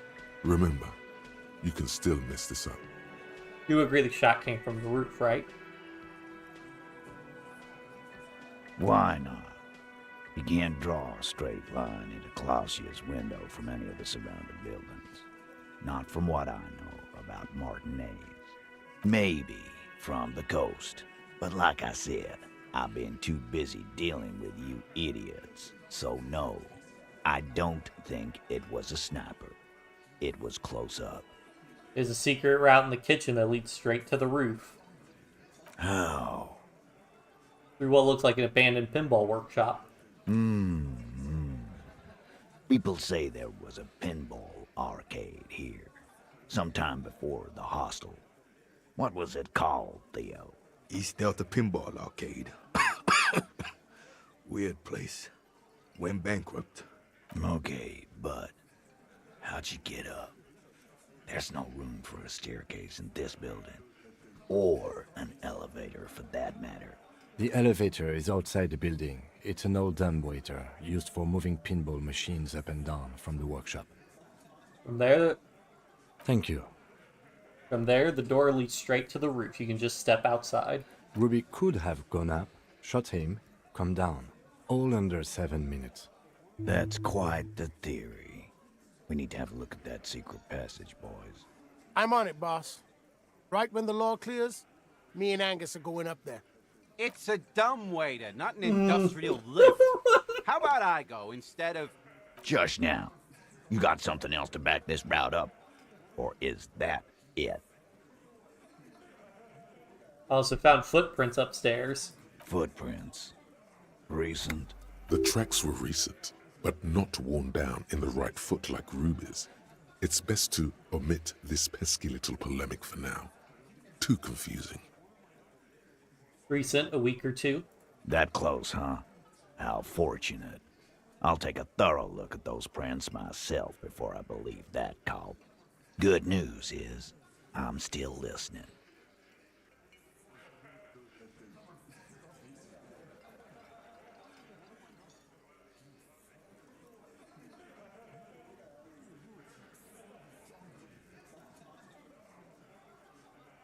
I don't like guessing, Cole. No one does. It opens the steel door in the kitchen, the one that leads upstairs to the roof. This key was right here, with you, all the time. You didn't find it, but Ruby did. Quit jumping to conclusions, Theo. You took that key. Did it look like it was recently put there? No, the ribbon was old, faded. It had been there for 20 years at least. They just put it back there when she was done. Why? This doesn't make sense. It's damn interesting, but it doesn't fit well, and you know it. It doesn't fit well, but it fits, and he knows it.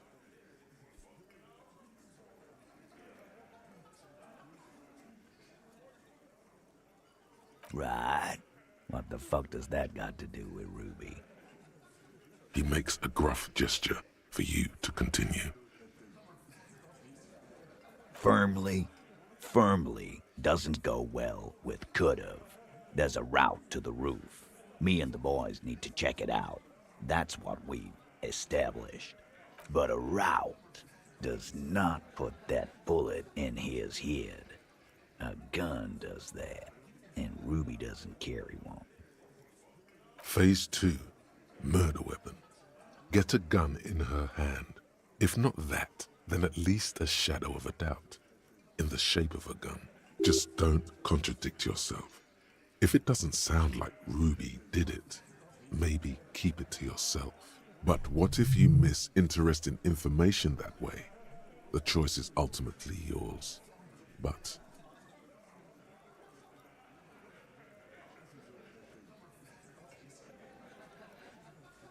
So it had to come from a breech-loading rifle. Military grade. Not even you militia monkeys have those. This goes against your short-range theory. If the murder weapon was military grade, how did Ruby get it? You don't know. Just be honest.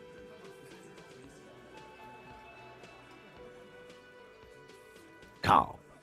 That's exactly what it means. That wasn't strong. Weapons like this lying all around, Martinez. That looks antique. A Velma grave. It's inoperable. Where'd you get it? Cellar under the bookshop. It was hidden there with others just like it. 20, maybe 30 rifles, Titus. Also broken, but still, there were too many.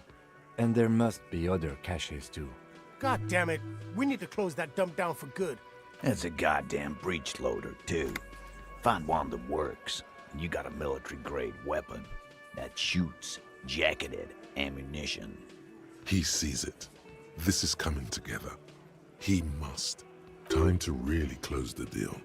Show them the bullet. This is the bullet that did it. 4.46. The Bell Margrave uses the same caliber.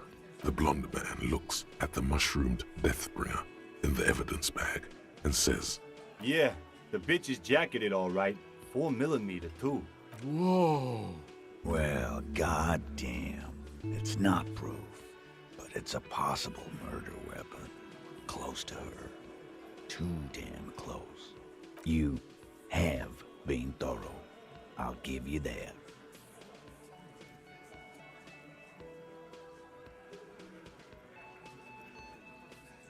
They didn't say I prove she had the murder weapon, just that we need to find her. All right. Keep talking. I'm getting a bit curious about some things myself. T, we're not seriously considering it, are we? Ruby wouldn't do this. Why would she do something like this? Phase 3. Motive. The last component. Does she love Class J? The big one. Get this and they'll give her to you. Remember, don't piss him off. That never works. And I suppose you have a theory on that. Could have just been covering up for herself. Think about it. Why go through all that effort? It was her idea, wasn't it? The hanging. You went along, but she suggested it. She had, like, a fully formed plan and shit. Right when she came back downstairs. That's quick. Really, Shanks? Claudia wanted to talk to another girl, that's all. She was just the first one up there. I could have come up with that plan if I'd have been first. Time for a logics demonstration.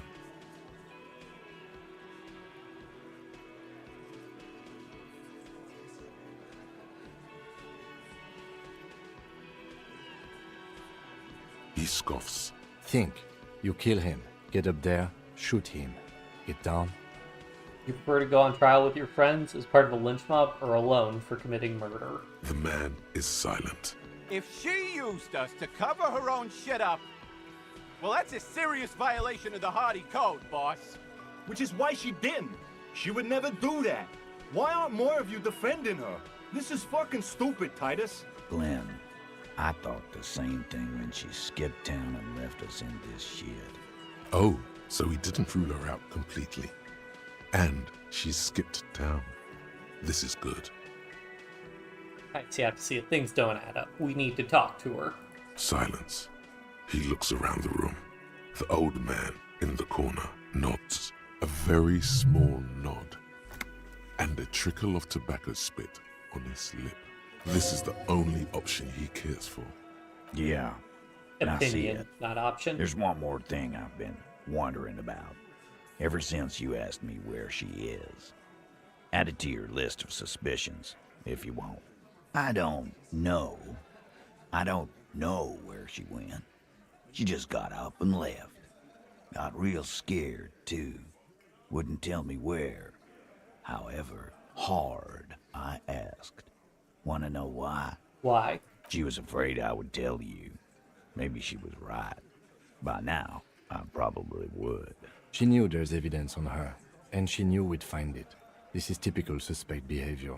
Why fleeing is always incriminatory. Perhaps. Ask her if you find her. It won't be easy, though. She made sure of that. When'd she leave? Friday afternoon, when you first arrived. I got word the RCM was in town. Then she came in to see me. Told me she was leaving. That's when we had our little conversation. What was she scared of? I told you. You. As in the RCM? No, you. As in the cop with the sideburns and the disco clothes. And a hole in his heart. That first. Why not? You suck on that gun like someone tore you a brand new asshole. Don't forget the funny tie, too. How can I forget? You know, when I first saw you limping here, I thought she was paranoid or sniffing her own supply.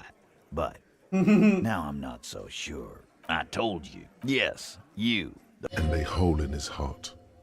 That first. Declare the ending of the human experiment. Sure, the human experiment. You know, when I first saw you limping here, I thought I told you. Yes. And a hole in his heart. That first.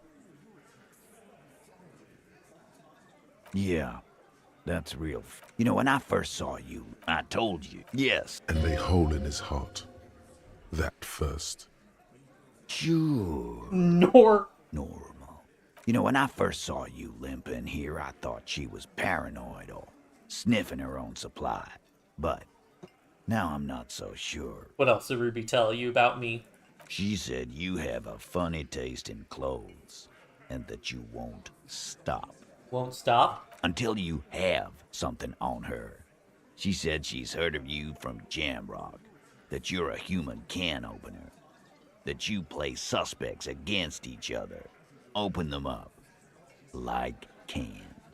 Fucking hell. Titus, did he just... Open Angus up like a can? Yes, he did. Now, we can whine about it, whack him, or we can go on with our lives. I'm having a go on with our lives kind of day, Al. How about you? It's not an actual question. Silence. He nods. Is that true? Am I a can opener? You are insistent. Yeah, there was something else. She wouldn't tell me, though. I could see she wanted to. It was burning on her lips. This called Titus, this called heat. But she was too scared. Everard has a file on you, but that's bogus. What she knows comes from somewhere else, from Jamrock. It must be real stuff. Do you have any clues on where Ruby went? She's not far. We know that much. She didn't take her lorry, so she's on foot. Good fucking luck, man. She knows this place like the back of her hand. You'll never find her. Yeah, Al. And we won't either. She's not really a hardy candidate anymore, is she? She's not, Glenn. Have you looked for her? A little. On the coast. Where have you looked for her, more precisely? More precisely, on the coast, past the waterlog. She's not here, so I'm thinking she's there. Who's doing this looking? They're all here. You're all here. Who's out looking? Lizzie needed some air. You're a smart cop, but you're a stupid person.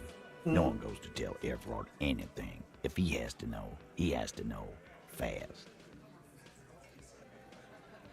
It's called a radio, you believe.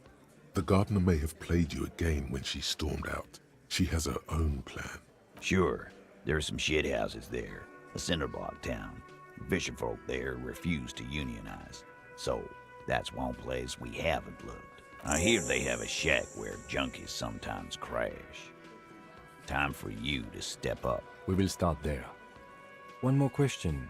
What does Ruby look like? Boyish. Hair's red. Dyed. She looks like a Lowry man. Not much, but it'll do. Go. It'll have to. His grip is firm and reassuring, like holding a piece of unpolished granite. Not just granite, tightly packed RCM Sergeant material. Be a cop, Titus. When are you gonna get it through your dumb head? I already am. I just wasn't sure you were. And he still isn't. People aren't afraid of good cops in the way Ruby was afraid of you, he thinks, then turns back to his men. Woo! We cooked with that one. Alright. I want to try and get that visual calculus check done, and I have another visual calculus check. Elsewhere, scattering of bullet holes, yeah.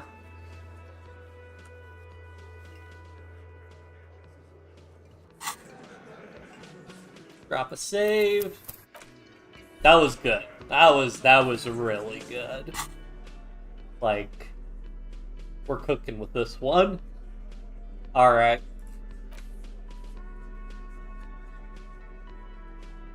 Let's get set up for our visual calculus again.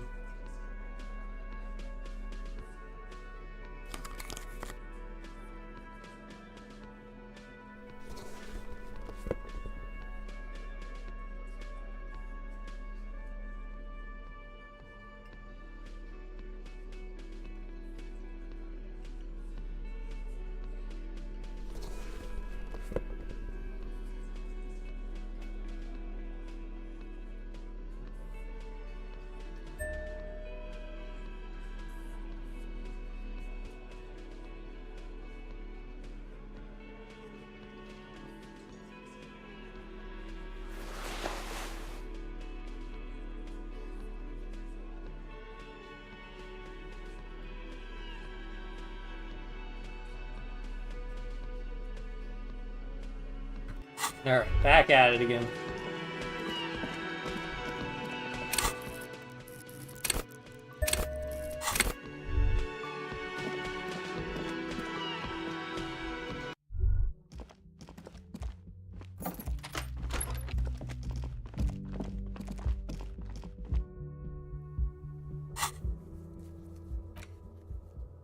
Alright, do visual calculus again.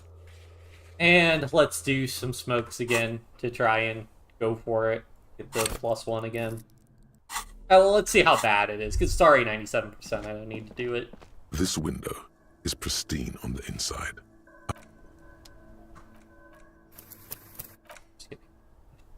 If I do fail at 92%, This I'll do window is pristine on the inside. Golden light melts away into the blue, glassy darkness of your mind. In it are two neon-lit shapes, a man and a woman on the single bed. What position are they in? Like the witness said, the man is kneeling, the woman is on her back. It's the night of March 4th and a shot has just been fired. The man looks directly at the woman. The shot's possible directions converge in his mouth, a ray cast from somewhere outside, entering his brain. Where does it come from? From the roof outside, location A prime. The glass fractures around the bullet hole. Shards face inwards like a corona behind the woman's back. The man does not know the bullet has entered his brain. He never will. Death comes faster than the realization. The ray cast from the man's mouth unravels into a fan of possible directions, all on the roof at first. The shot could have come from any of them. This is composite location A prime, most likely of the origin points. There could have been. Then the rain and slush and wind washed it away. This was more than a week ago. 8% sure? 72%, with an antique weapon that fires military-grade ammunition. A Belmagrave rifle, for example. This is a good short distance, but not too short. The perpetrator aimed with their back against the railing, or possibly kneeling for precision. This would explain why it only took them one shot. The lights were on in here. Outside it was dark. It was like shooting fish in an aquarium. A well-lit aquarium. The victim opened his mouth to let the bullet in. Neither of them would have seen anything outside in the darkness. Too busy with their own bodies. It'll come from inside the room? Point X would contradict the woman's testimony, rendering the entire proposition void. These figures would be wiped out, Detective. Any arguments against A prime? None that you've found thus far, but that doesn't mean there aren't any. That's a 28%, yes. In this model, the shot could have come from a greater distance. Nothing excludes the possibility. Should we extrapolate to include every possible point of origin in Martinez? Let's do it. According to your map of the district, this shot could have come from a wide angle of locations, starting with the northern edge of the abandoned boardwalk, ending with an islet in the bay. Let's call them B prime. B prime for boardwalk, B double prime for Land's End, and B triple prime for the islet, Detective. There may be smaller points in between, but those are too fine to zoom in on. 700 meters away, the likeliest of these B positions, 20% chance.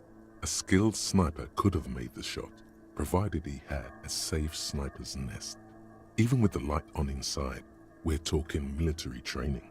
At that distance, the perpetrator would have had to take wind direction into account. E double prime. 1.2 kilometers away, the least likely of these positions. Let's say 3%. A truly skilled sniper could have done it, possibly from a tent. No, too far-fetched. Wait, B triple prime. 1 kilometer away, a point beyond the docks, on an islet in the bay. The fort is ruined, but the perpetrator may have found a stable spot on the beaches surrounding it, where the concrete crumbles into the sea, as you saw in the coin-operated viewer. The shot would have been a small miracle, 5% likelihood. There is an extremely narrow field of view from the bay to the window between Rue de Saint-Ghislain 10 and 33A. The angle would have been extreme, and access to the islets is questionable.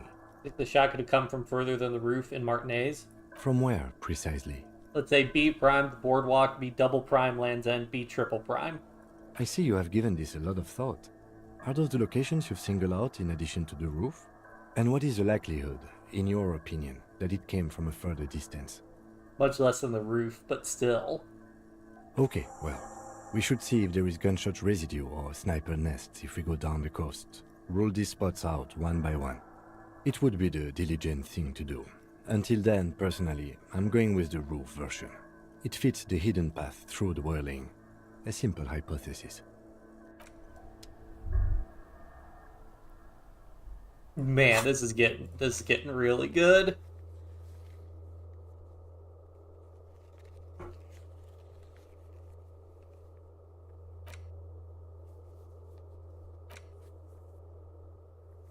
Alright, we gotta inspect that buoy.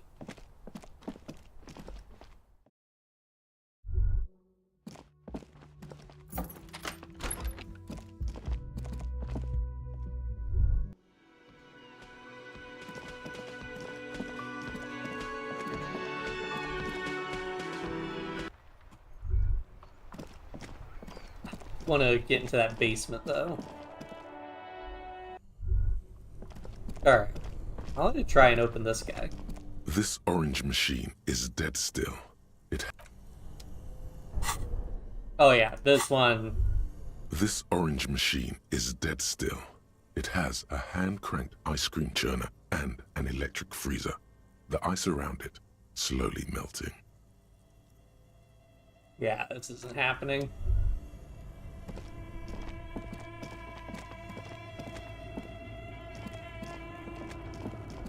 A few bricks have fallen off, revealing...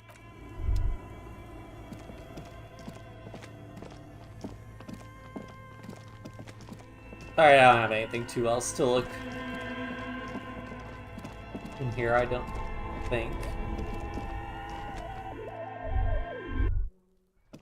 Okay. Should be able to head to...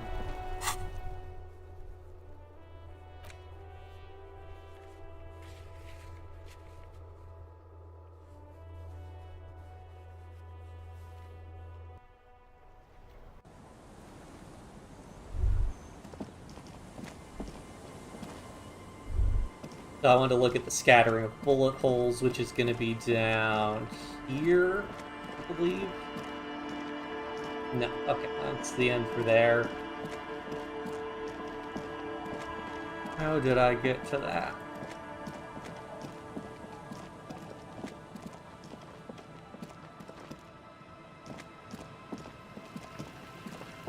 Oh.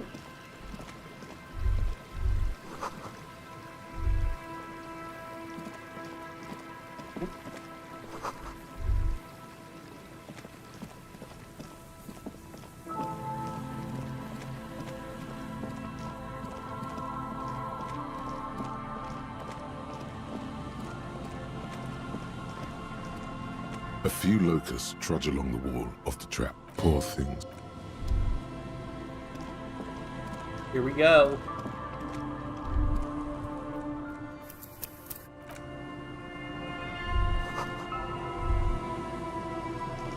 A metal and plastic contraption bobs up and down amidst the trembling reeds. At first, it just looks like trash, but if you look closer... That, over there, must be the boy Klaas you told us about. The one she hid her passport in. We should take a look. You lift the boy out of the water without much effort. It's not tied to anything. The cords dangling from the bottom appear to have been cut. The number 11 has been written on the yellow plastic. It hasn't been in the water for very long, but it's already discolored and slimy with silt. A latch holds it close, but only just barely. The brittle metal of the latch has cracked. Simple construction. Very unsafe. There's something in there, splashing around. It smells like you would expect it to smell. A concentrated version of the coast. Salt industrial slop and decay. The water this side of the peninsula is cleaner, actually. Smells a little salty. A shot glass's worth of seawater pours out. Some algae, and nothing else. Well, damn. We still got here too late. There's nothing of use here anymore. Do you think took a ruby? I have no idea. Or think we do. This is a small loose end, either way. Not important, I hope. In my experience, cryptids are generally uninterested in travel documentation. We should go. You could ask the miss what she thinks. Later, if you have the time. Though you doubt she'll tell you much at this point. I have no idea. I wouldn't go so far as to say that.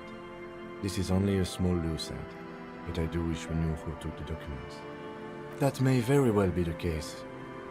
We should keep... You could ask... I have no idea. Or think we do. This is a small loose end, either way. Not important. Might have been Glacia, might have been the people after her. You could ask the miss what she thinks. Later, if you have the time. Though you doubt she'll tell you much at this point. I have no idea. Or think we could be. We should keep an eye out. You could ask the miss.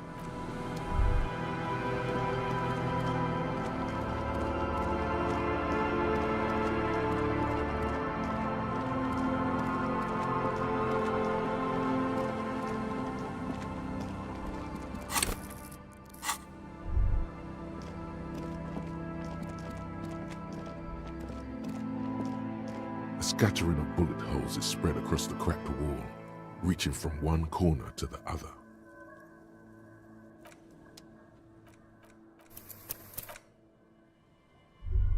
A scattering of bullet holes is spread across the cracked wall. A row of ghostly shades stand facing the wall.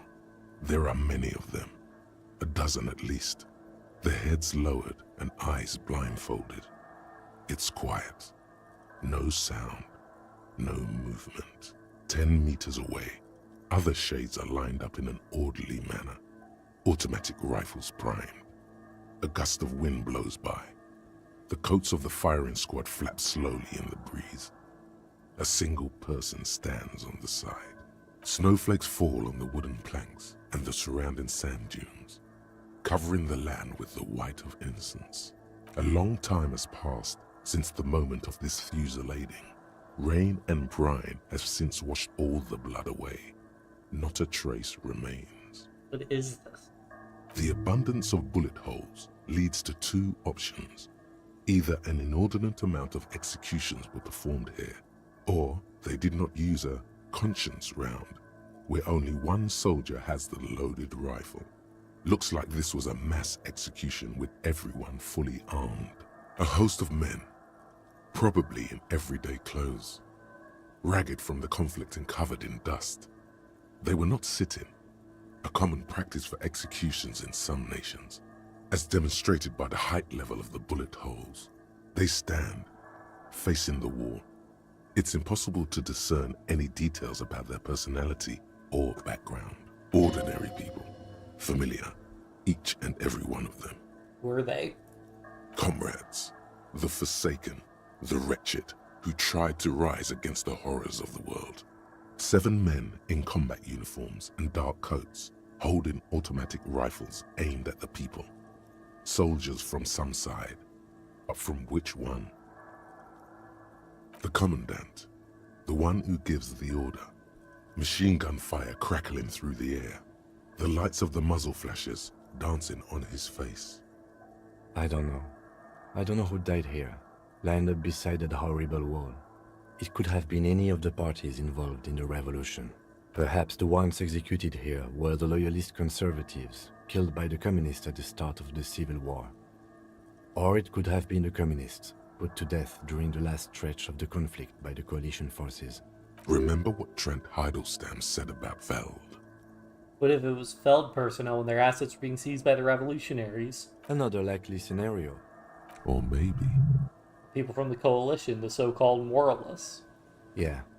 It's very unlikely the coalition forces were the ones who died here. They were always the last ones against the wall. To be honest, if a coalition member was anyone in this situation, it was a commandant, the superior giving the orders. A cold sea wind blows away the figures. Behind this building, the other one, once filled with engineers and designers of Feld Electric, now collapsed and dead, but for some rats.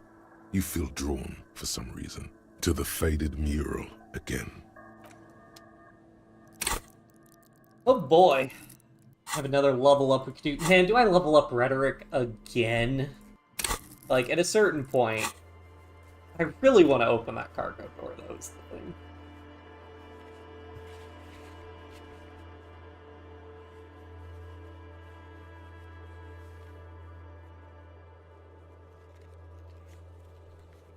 I got some other checks I need to do first, so I should try to do those.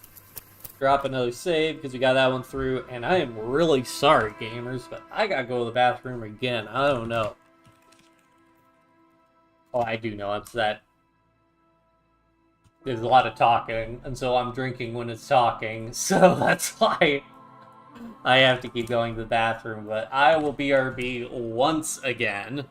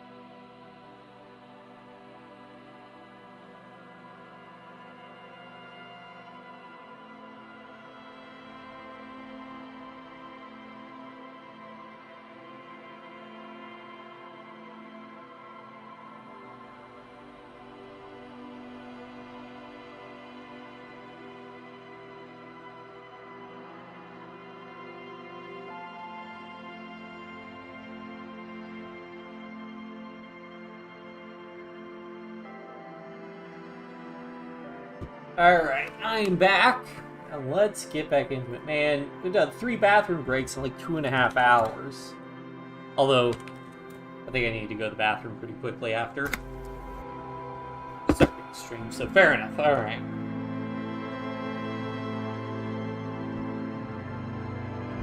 So let's go talk. Oh, okay, so we still have to go into like the radio dish. Oh, what's this?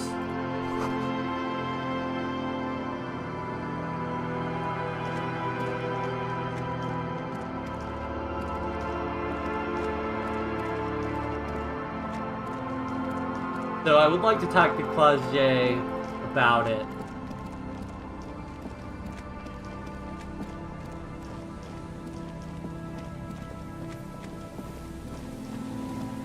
Still need to go in the church, need to go in the tent. Let me try to do the empathy check on her. Just because I might get more modifiers as time goes on. I mean, I'm usually able to get legendary checks pretty well at this point.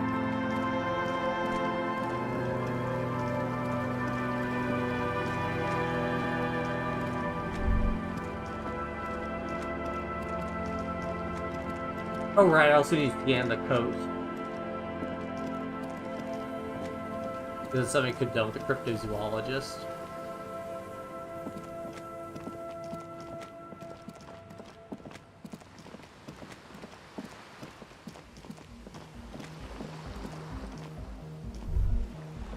Hello again. Alright.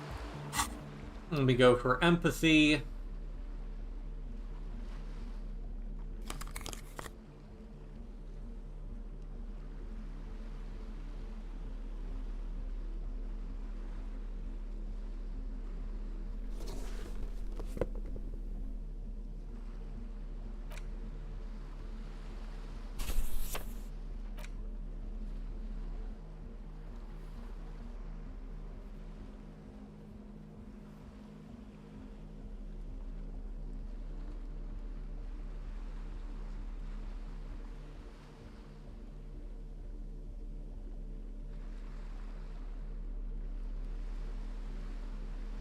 I think that's everything.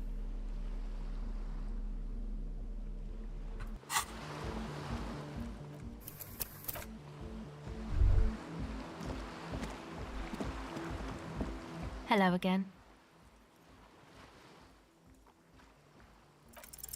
The device is still warm from her touch and heavy as a brick from the batteries inside. The company logo, Omicron, adorns its yellow plastic cover. Inside, the tape is rolling. The girl looks at the device in your hands. She looks you in the eye, her pupils wide, surrounded by a ridiculous amount of makeup. People who built this world intended it to be better for you, but they failed. It's easier to live in their failure with this by your side. The wind howls. She remains silent. It's real. Tell her. It's not a childish fantasy. It can be a real weapon against what's coming for you now. What is? Once again reminded of how Contact Mike rose from the slums of St. Baptiste to the top of the boxing world, overcoming adversity and serious brain trauma. Nothing is coming. Nothing he wouldn't knock out in 3 rounds. The real fight is for the right attitude. The real fight's for the right attitude. I can't believe this turned into another Mike thing. Fine. Okay, I'll stick to it. I'll knock it out in 3 rounds. Something changes between you two. She looks at you differently now. As an equal. A fellow human being. So thanks, I guess, for the psych session. Maybe I can return it. What's been eating you, officer? That eating me? There's nothing eating me. Come on, I can tell. But, okay. Be a boyadero about it if you want to. What is it? I think it's the plight of the working class. Oh. Really? The golem of capital runs rampant, smashing creator and slave alike. I fear the process is irreversible. Wow. Social justice really matters that much to you. That's commendable. It really had you shaken up there. Are you sure that's it, though? I haven't seen much of this world, but for what I've seen, social justice is an adolescent term. Sounds almost liberal. What's got me shaken up is the people's struggle. It's got me shaken up bad. Yeah, man. They're pretty bad. Like, think about the thousands, millions, billions. How many people are there actually? How many people are there in the world? 3.6 billion, not counting those in sale. Really? That many? Brings me to tears. They have 3.6 billion, and God knows how many more in Seal. That Seal place crushed under the tyranny of the market. Yeah, that's pretty bad. Are you sure you're not just hung up on some chick, though? Perhaps. Now that you mentioned it, I found these letters I'd thrown in the trash. They might have something to do with it. Okay. Why'd you think that? They were written in a woman's hand, and oh boy, did reading them make me feel not good. There you have it then, chick trouble. Not political after all. Who was she? I don't remember. Really? You seem to be pretty upset about this chica. Are you sure you don't remember anything about her? Yep, next to nothing. Wow, man. That's some pretty strange shit. Are you sure the letters were for you? But I reacted so strongly otherwise. How come you don't remember, though? Is it like some selective memory thing? What do you mean about selective memory? Man, when I get hurt, I just want to forget that shit, you know? That kind of selective memory.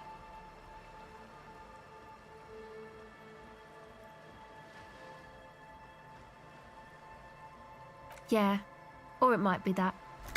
This one time I did so much booze that I forgot too. It's obvious she's done more than booze. Or it might just be some psych bullshit, you know? Königstein wank. What does that mean? You know, the psych thing they've got going on there. Rich people like it. People in Königstein are mostly rich. You're welcome. Might be for the best to keep that shit forgotten though. Just my opinion. If it itches, don't scratch. Yes, but it itches really, really bad. Seen a red-haired woman around? No. Just no? It's pretty desolate here. I only hear the dogs bark at night and see the shadows move down the coast. Teenagers skulking around. Gang members looking for a hole in the Union's defenses. Maybe Ruby too. But she wouldn't be able to tell from here. No neighbors to complain. Exactly. It's our chance to turn the grim desolation into an overwhelmingly fun dance party. Tell me about this music place. It's supposed to become like a club for anodic dance music, like that new style of synthesizer stuff they play at the Elysium. Except that, yeah. The floorboards are twisting, and the shooting beams are slowly cracking, like bones. Far east of the Golden Delta, beyond the industrial port, there is a black patch of unlit coast with the smallest creatures on the ice. There will never be a club for anodic music here.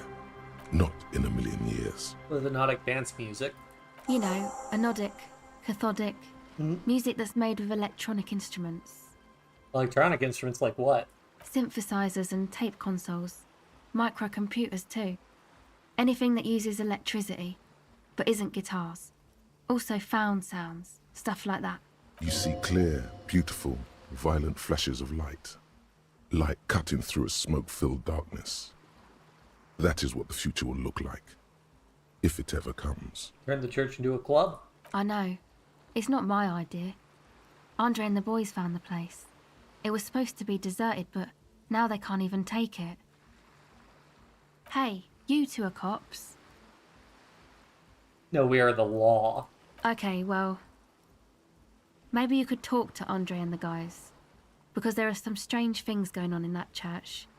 If you're police, you should look into it, right? I'll talk to them. They're inside that thing there. Would be cool if you did. Was there something else? Go ahead. Seems surprisingly comfortable being questioned. Well, it's just questioning, right? You're just questioning me. It's what cops do. Have you been questioned before? Once or twice, yeah. I'm sorry I haven't had the Revachol experience they get east of the river. What's east of the river? Rich people. Rich people are east of the river.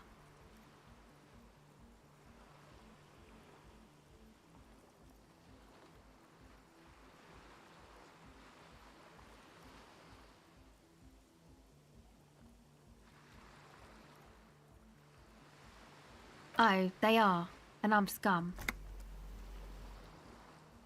Oh, but I am. The usual. I had a shitty run as a teenager. You know, drinking, getting into fights. The ugly stuff that happens when you move out your parents' place at 13. In Forberg. Interesting term. Time to glean some knowledge. What's in Fallberg? Is this a rhetorical question? No, I literally can't even remember the most basic terms. Forberg, not in Forberg, is a massive banlieue south of Jamrock Quarter. It is the largest ghetto in Revachol, possibly the world. I know what Jamrock is, but let's say I didn't. We are Jamrock, sort of. Martinez is called North Jamrock sometimes. Jamrock is also a ghetto, only smaller than Forberg. Why'd you have to move out when you were so young? My dad was a drunk. Plus, I guess, I just wanted to drink too, you know. Get my party on. All right. The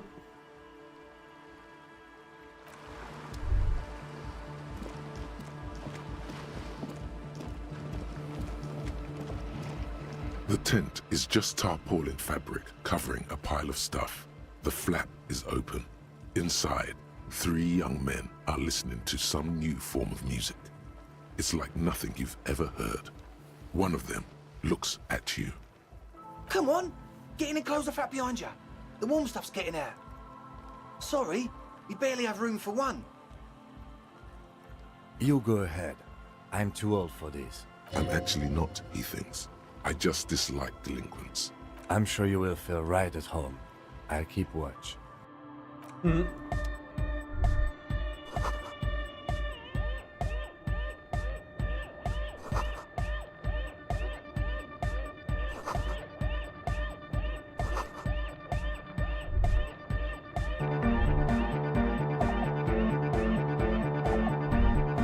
young man with peroxide blonde hair holds up a Harman Walshi tape player, nodding along to the music. He looks at you with a knowing smile and says, as though you're supposed to be sharing some tremendous evangelical secret, Hardcore! Hardcore! Hardcore to the mega! Internally coherent! All-core! All-right! Yeah! He furrows his brow as his very large head traces the sublime invisible movement of the music in the very real air of the stuffy tent. Hardcore! Ah! Is it though? But is it? I mean, really? Feels like you should reply with the very pinnacle of idiocy here, so that things get totally transcendent. But you haven't gotten there yet, so you don't know what to say. I am the mic enforcer. I am the chicks checker. Yeah! Could there have been a right way out of this garden of forking paths, you think? Oh God. You see a youngish man bleaching the tips of his hair with a toothbrush. He puts the toothbrush down and extends his hand in greeting. Hello, I'm Andre. It's a pleasure to meet you. His grip is strong, sweaty, and warm. He's trying to project and inspire confidence. This is my posse, Noid.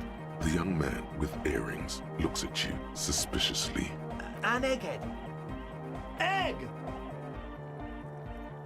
Together with a Settle Burger, who's out there right now, doing some seriously progressive sonic experimentation, we like to think of ourselves as music venue organisers. How many have you organized? We have many in the pipeline, officer. That means they haven't set up a single one yet.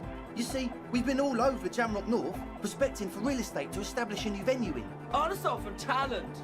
Yeah, thank you, Egghead. And while there is no shortage of raw, unfettered talent spinning tapes in Jamrock, we've had rotten luck with the real estate part. Place is a shithole! I apologise for my friend Noid's potty mouth. I realise this is not how you speak to a police officer. He has authority issues. Which brings me to the problem of occupied ecclesiastical property. I bet you've noticed the derelict hive of narcomania on the coast. An attempt to pander to your perceived conservative sensibilities. No person his age would ever use a word like narcomania with a straight face. I'm talking about the church, and I'm not exaggerating. Even a place of spiritual refuge can become a magnet for all sorts of dopeheads and burnouts if left unattended. Dopeheads! Burnouts! Well, I'm sad to say, that's exactly what happened. Sad because we were just about to put Martinez on the map with one of the maddest dance clubs in Jamrock. Nah, strike that, in Revachol. Strike that! The world! And sadder yet, because the dopeheads and burnouts holed up in there were the worst kind.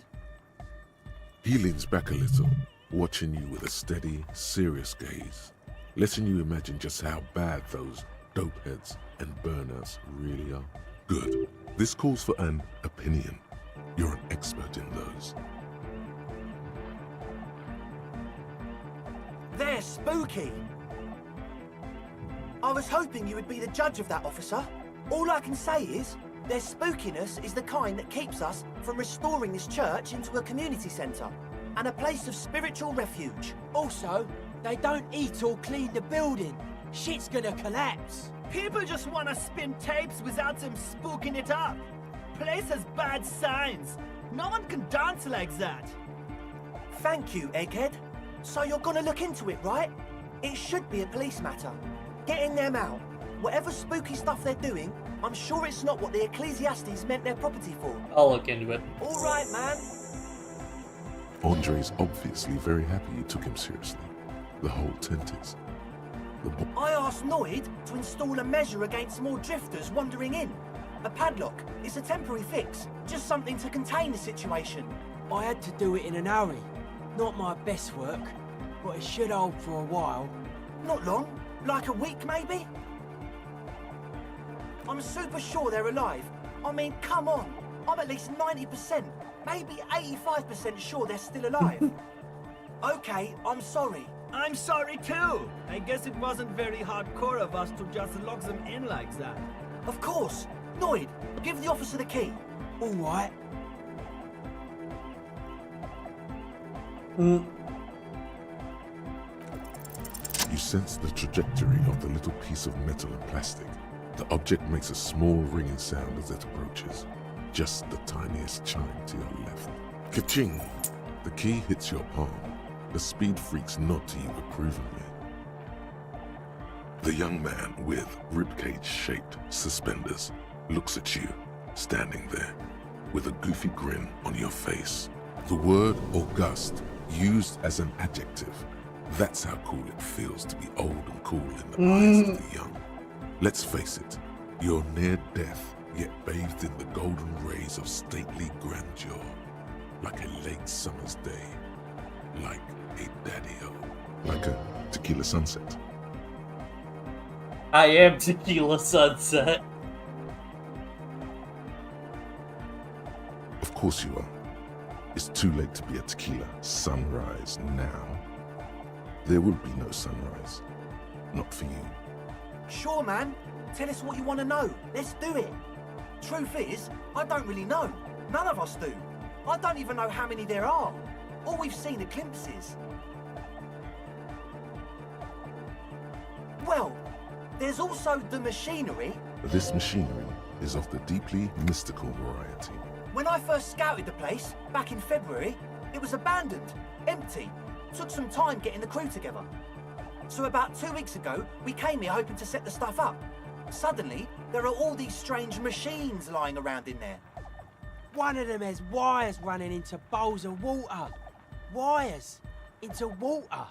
Never seen anything like it. Andre, tell him about the feeling. Oh, and it felt like there was something in there with us, watching us from the dark. No, the other one. Which other one? I'm not as in tune with my emotions as you are, Egg. Felt like silence. Awful silence. For this man, even regular silence is awful enough. But that was something greater. We haven't physically seen anyone. Not exactly. We've just seen someone who we think is a woman go in and out of the church. A couple of times. And we felt someone or something eyeing us inside. But that's kinda it. Red hair maybe? A lorry woman? Sure, why not? Yeah. But not really. Brown hair. Old. Heavy, dark sides. What Noid said. So brown and older, Ruby might have dyed her hair. Though it seems like a stretch at this point. You have to see for yourself. These people are not reliable. Was that about something watching you? Like you aren't alone, you know? It wasn't quite human, if you know what I mean. Not human? As in a ghost? Do you know what he means? It was this dark shape climbing upside down along the ceiling, like some kind of crab man. Yeah, you know, the way it was climbing up and around the ceiling, like a crab. It was stalking a cell, exhibiting ambush behaviour. Yeah, totally. I mean, I didn't personally see it. Estelle was alone that time, but I believe her. If she comes out running and says there's a crab in there, there's a crab in there. So he hasn't even been in there lately. Is he afraid? You should ask her about it, but be nice. Don't tell her you don't believe in the crab. The implications of this are too numerous to consider. Proceed with caution. Learn all you can before entering that dark building. There probably is no crab man. Don't let them draw you in with this nonsense. You should talk to Noid about that. I just got a distinct burnout and dopehead sign from them. Probably jacked up to some snuff station too. Probably, very likely. Well, honestly, I can't. But I am. This is a below-feeble attempt at avoidance. Basically, he is attempting to weaponize idiocy. Hey now!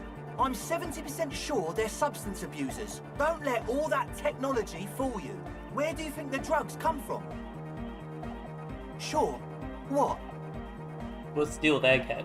He's a quiet man, mostly communicates through music, and by being a master of ceremonies. Master of ceremonies? You know, a host, a declaimer of slogans. He's a performer, gets the people going.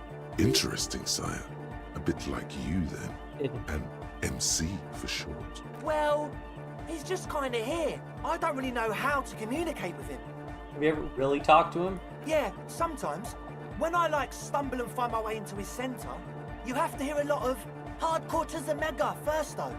The man smiles mysteriously, choosing to let the beat speak for itself. I get it. He's a puzzle. Some Ecclesiastes in the church, or the Ecclesiastes? Oh yeah, that's a meteor and name for the founding party. Thought it'd be cool to use it. If you don't know what the founding party is, there might be a way to mask it with minor demagoguery.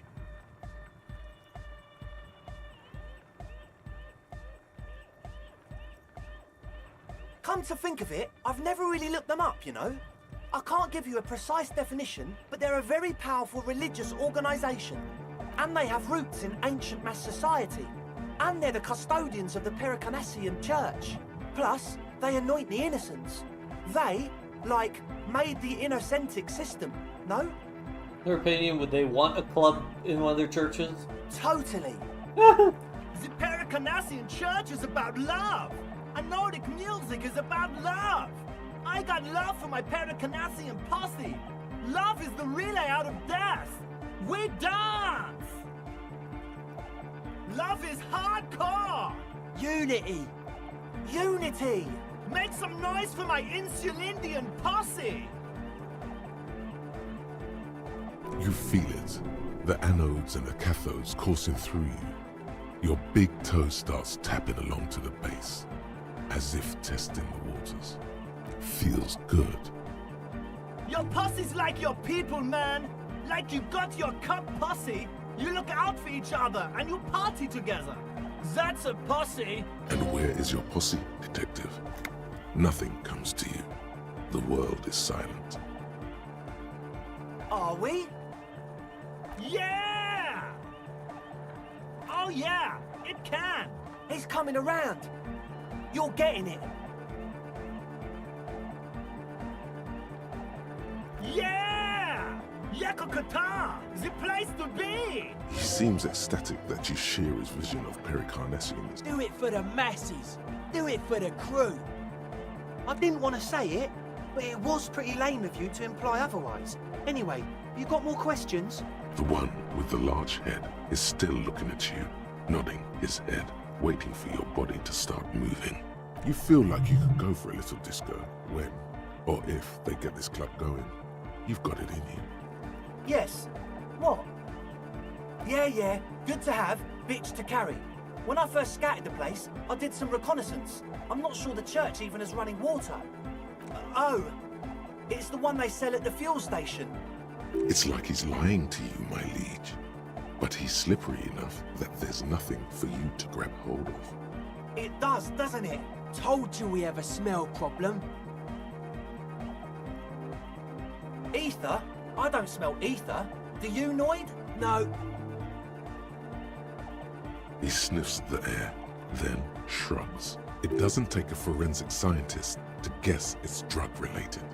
They look and act like the kind of guys who've done their fair share. However, their breathing is regular, their jaws stay put and their pupils aren't dilated. So, not under the influence right now. The what now?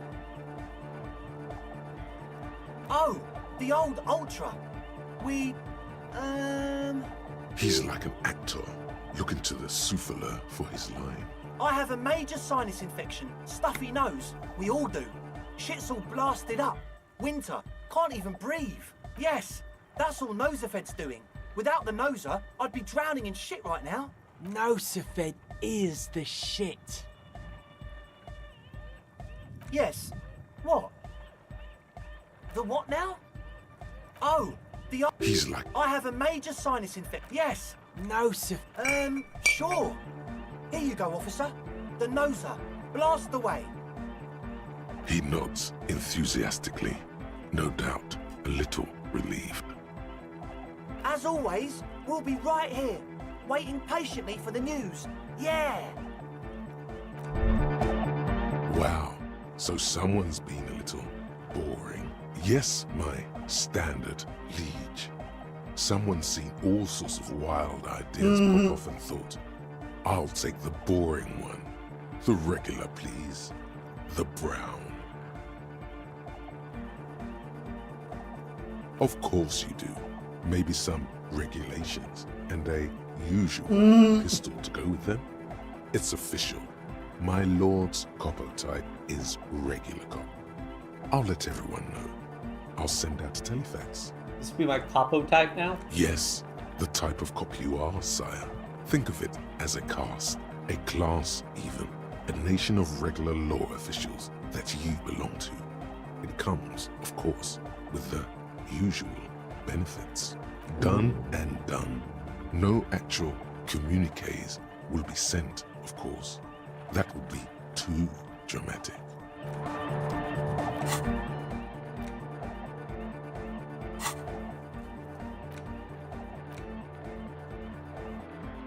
Alright, there's a lot to try and unpack. Alright, let's just try to crank up logic some.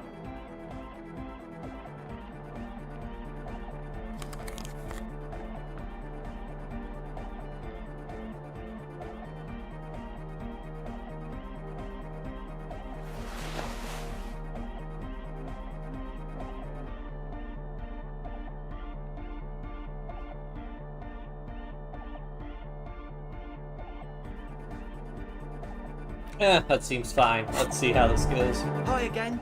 So, how are things going? A number of things don't add up.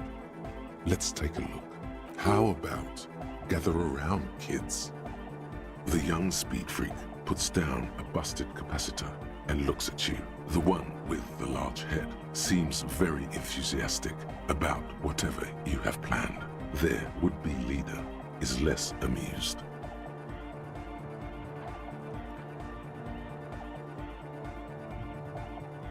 But you still are. From time to pass, I'm not sure when and where betrayal was involved. I felt sick and became the shadow you see now. Before that, I have reason to believe I was a police detective. I have the job of your word like Lieutenant your freighter. I could have been captain. Imagine that. What happened? Disco happened. I've been trying to say we need the next step in dance music to happen fast. Shut it. What? I have. I've said that. Obviously, it might as well have been 1,000 years ago, but there's still some detective left in me. The young speed freak is silent. He senses something is wrong.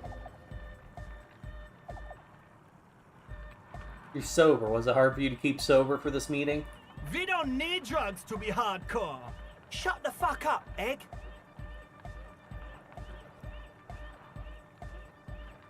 Maybe not today, Egg, but you need drugs to get through the days when you're not expecting me. Climb down from the equestrian monument, cop man. Consciousness is new to the universe. We all have our ways to ease the shock. I know I wouldn't be as hardcore without drugs. Online as I know. What exactly is it you know? This isn't Mega's the club, it's Temple Laboratory equipment for manufacturing drugs. I have no idea how you arrived at that conclusion, but it's wrong. Look, we even have speakers.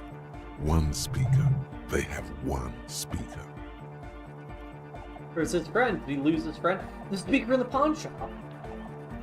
What do you mean, friend? It's a one-speaker system. It's monodynamic. You wouldn't know the first thing about sound reproduction in anodic music. Other speaker. You know headphones. Wouldn't the cell need headphones to spin tape? What do you know about spinning tape? Nothing. The nose vet is here for its active ingredient. He said it was for his nose. What more do you want? Distilled water, cornerstone of a clean lab. And of all cellular-based life. What's your point, Lawbringer? The ether in the air, a useful solvent, good for getting acting agent out of a solution. Make up your mind. First it's the sweat, then it's the ether. No need for me to pile on anymore, is there? No shit. You've tried to use police tech to set up a drug lab. That's... Come on, that's... Preposterous. I meant to say, not true. That's... I meant to say, not true. That's... Come on, that is not. What do you mean, do? There's resignation in his voice. He's almost ready to drop the act. It wouldn't take a lot of pushing. The optimal way to go about this would be indifference. It begins by you telling him you don't care about any of this. I don't really care. I just want to crack the case. Do what you want, and I'll do what I want. Really? Really. I wanted to ask you about something else.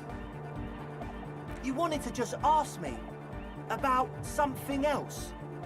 Or you can tell me for what the plan of the church really was. He thinks for a moment, then opens his mouth, but closes it again. Then finally raises his hands. Things are just way too hard for an entrepreneur in this city. It's not like we're not going to turn the church into the wickedest club in East Revachol.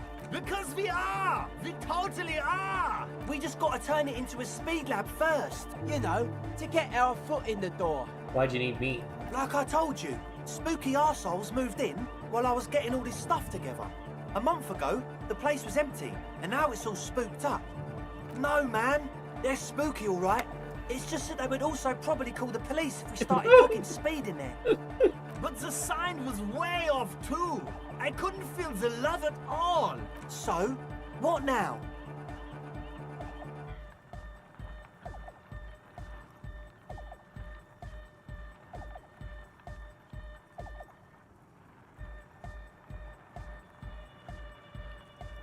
We can continue on an amiable path, right?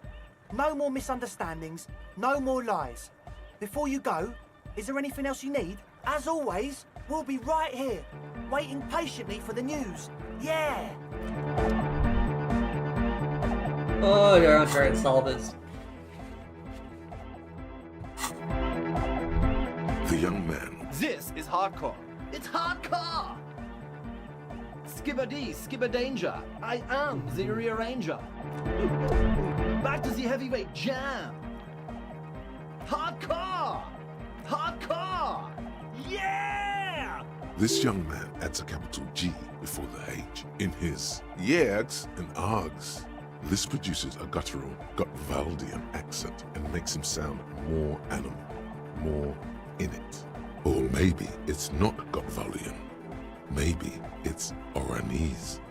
Probably an homage to Oranje, where Arno van Eyck is from, judging by his name. Could you be listening to an Arno van Eyck creation right now? You know about him? You know Van Eyck?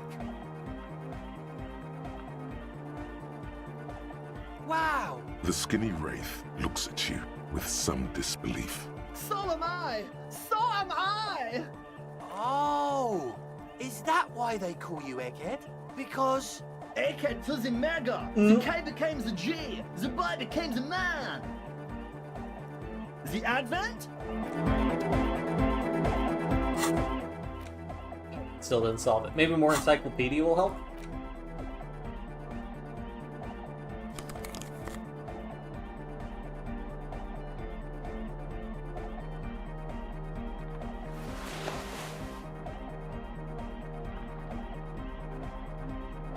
More drama, maybe?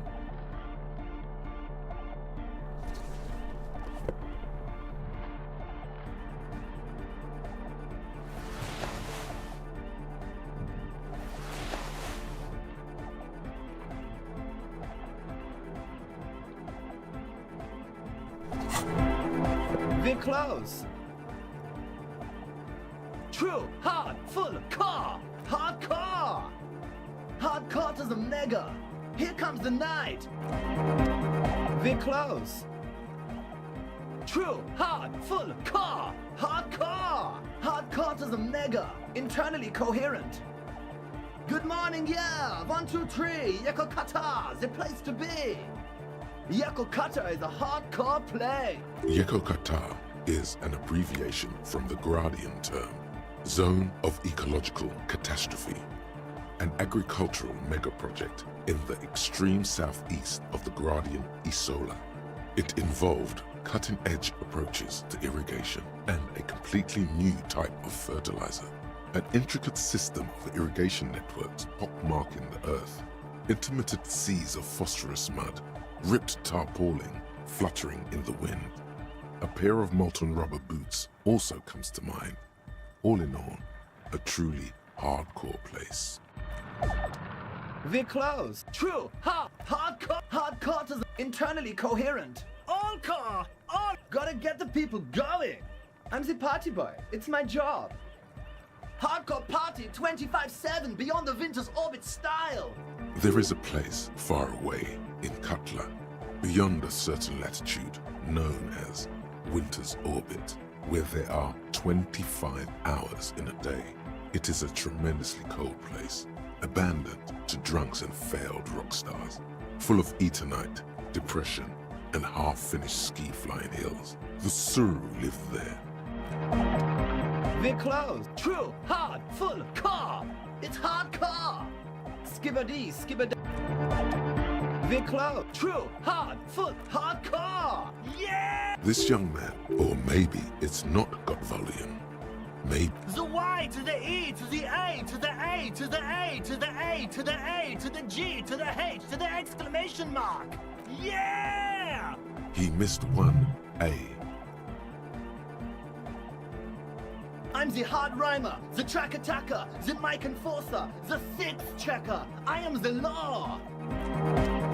We're close. True. Hardcore. Yeah! This young man, or maybe The Y. Yeah! he missed one. It's nice to be important, but it's important to be nice. We're close. True. It's hardcore. Skibbity. We're close. True. Full. Car. Hardcore. Yeah! This young, or maybe You know Van Eyck. Good. the advent? We're close. True. Hardcore. Hardcore to the mega. Here comes. We're close. True. Hardcore. Hardcore to internally coherent. All car. All. he furrows his brow. Hardcore. Ah! The question is, what is the question? But there was a question? We're close. True. Hardcore to internally coherent. All car. He furrows. Hardcore! The question is, but there was no question. We're close. True. Hardcore. Internally coherent. Good morning, yeah. It's the message, so listen and you will see. No illusion. The spirit is what you feel. We're close. True. Hardcore. Yeah! This young, or maybe The Y. Yeah! he missed one. It's nice. We're close. True. Okay. I just want to get this puzzle solved if I can He just furrows. brute force. Is it though? One mind, one spirit. There's no other world. There's no other life. We're close. True. Hardcore. Yeah! This young, or You know about? Van Eyck? Oh, well, it really is him. It's an honest-to-God Van Eyck beat. Well, actually, a reworking of a Peppy Popic and Arsos track. But let's not get too deep into that whole mess. The advent? We're close. True. Hardcore. Internally coherent. All car. he furrows. Is it though? But is it? I mean, really? No, but seriously, I'm a bit worried it isn't. The skin on your back is crawling. For a second, you can't even hear the music anymore. There is a hawthorn tree on Rue de Saint-Ghislain, right next to the canal. Don't be alarmed. Everything is okay. He isn't actually worried. Everything is still super hardcore. What he probably means is, it could be even more so. There's nothing wrong with it. I'm still in love with the hardcore. Sometimes I just feel like anodic music is in its infancy, you know? For example, take this Arno van Eyck jam I've been pumping for the last month, and will continue pumping for the rest of 51. Isn't something holding it back from being hyper? It's like it's only ultra. I think it's super hardcore, but you're right. It's not hyper hardcore. If anything, it sounds a bit proto, like it's not fully formed yet.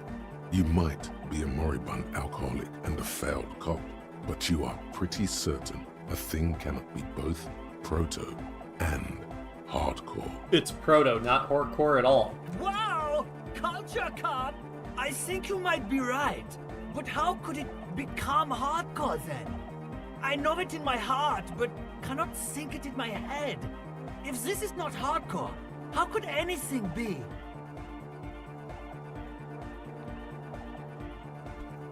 No! This is the answer! What? Guys, there's something happening in his head. Oh yeah! He's doing it! But you're not. This is almost certainly a matter that surpasses the limits of reason. I know! So does mine! But there's something else that hasn't failed you. Uh-huh. Oh. Uh-huh. Oh. Yeah!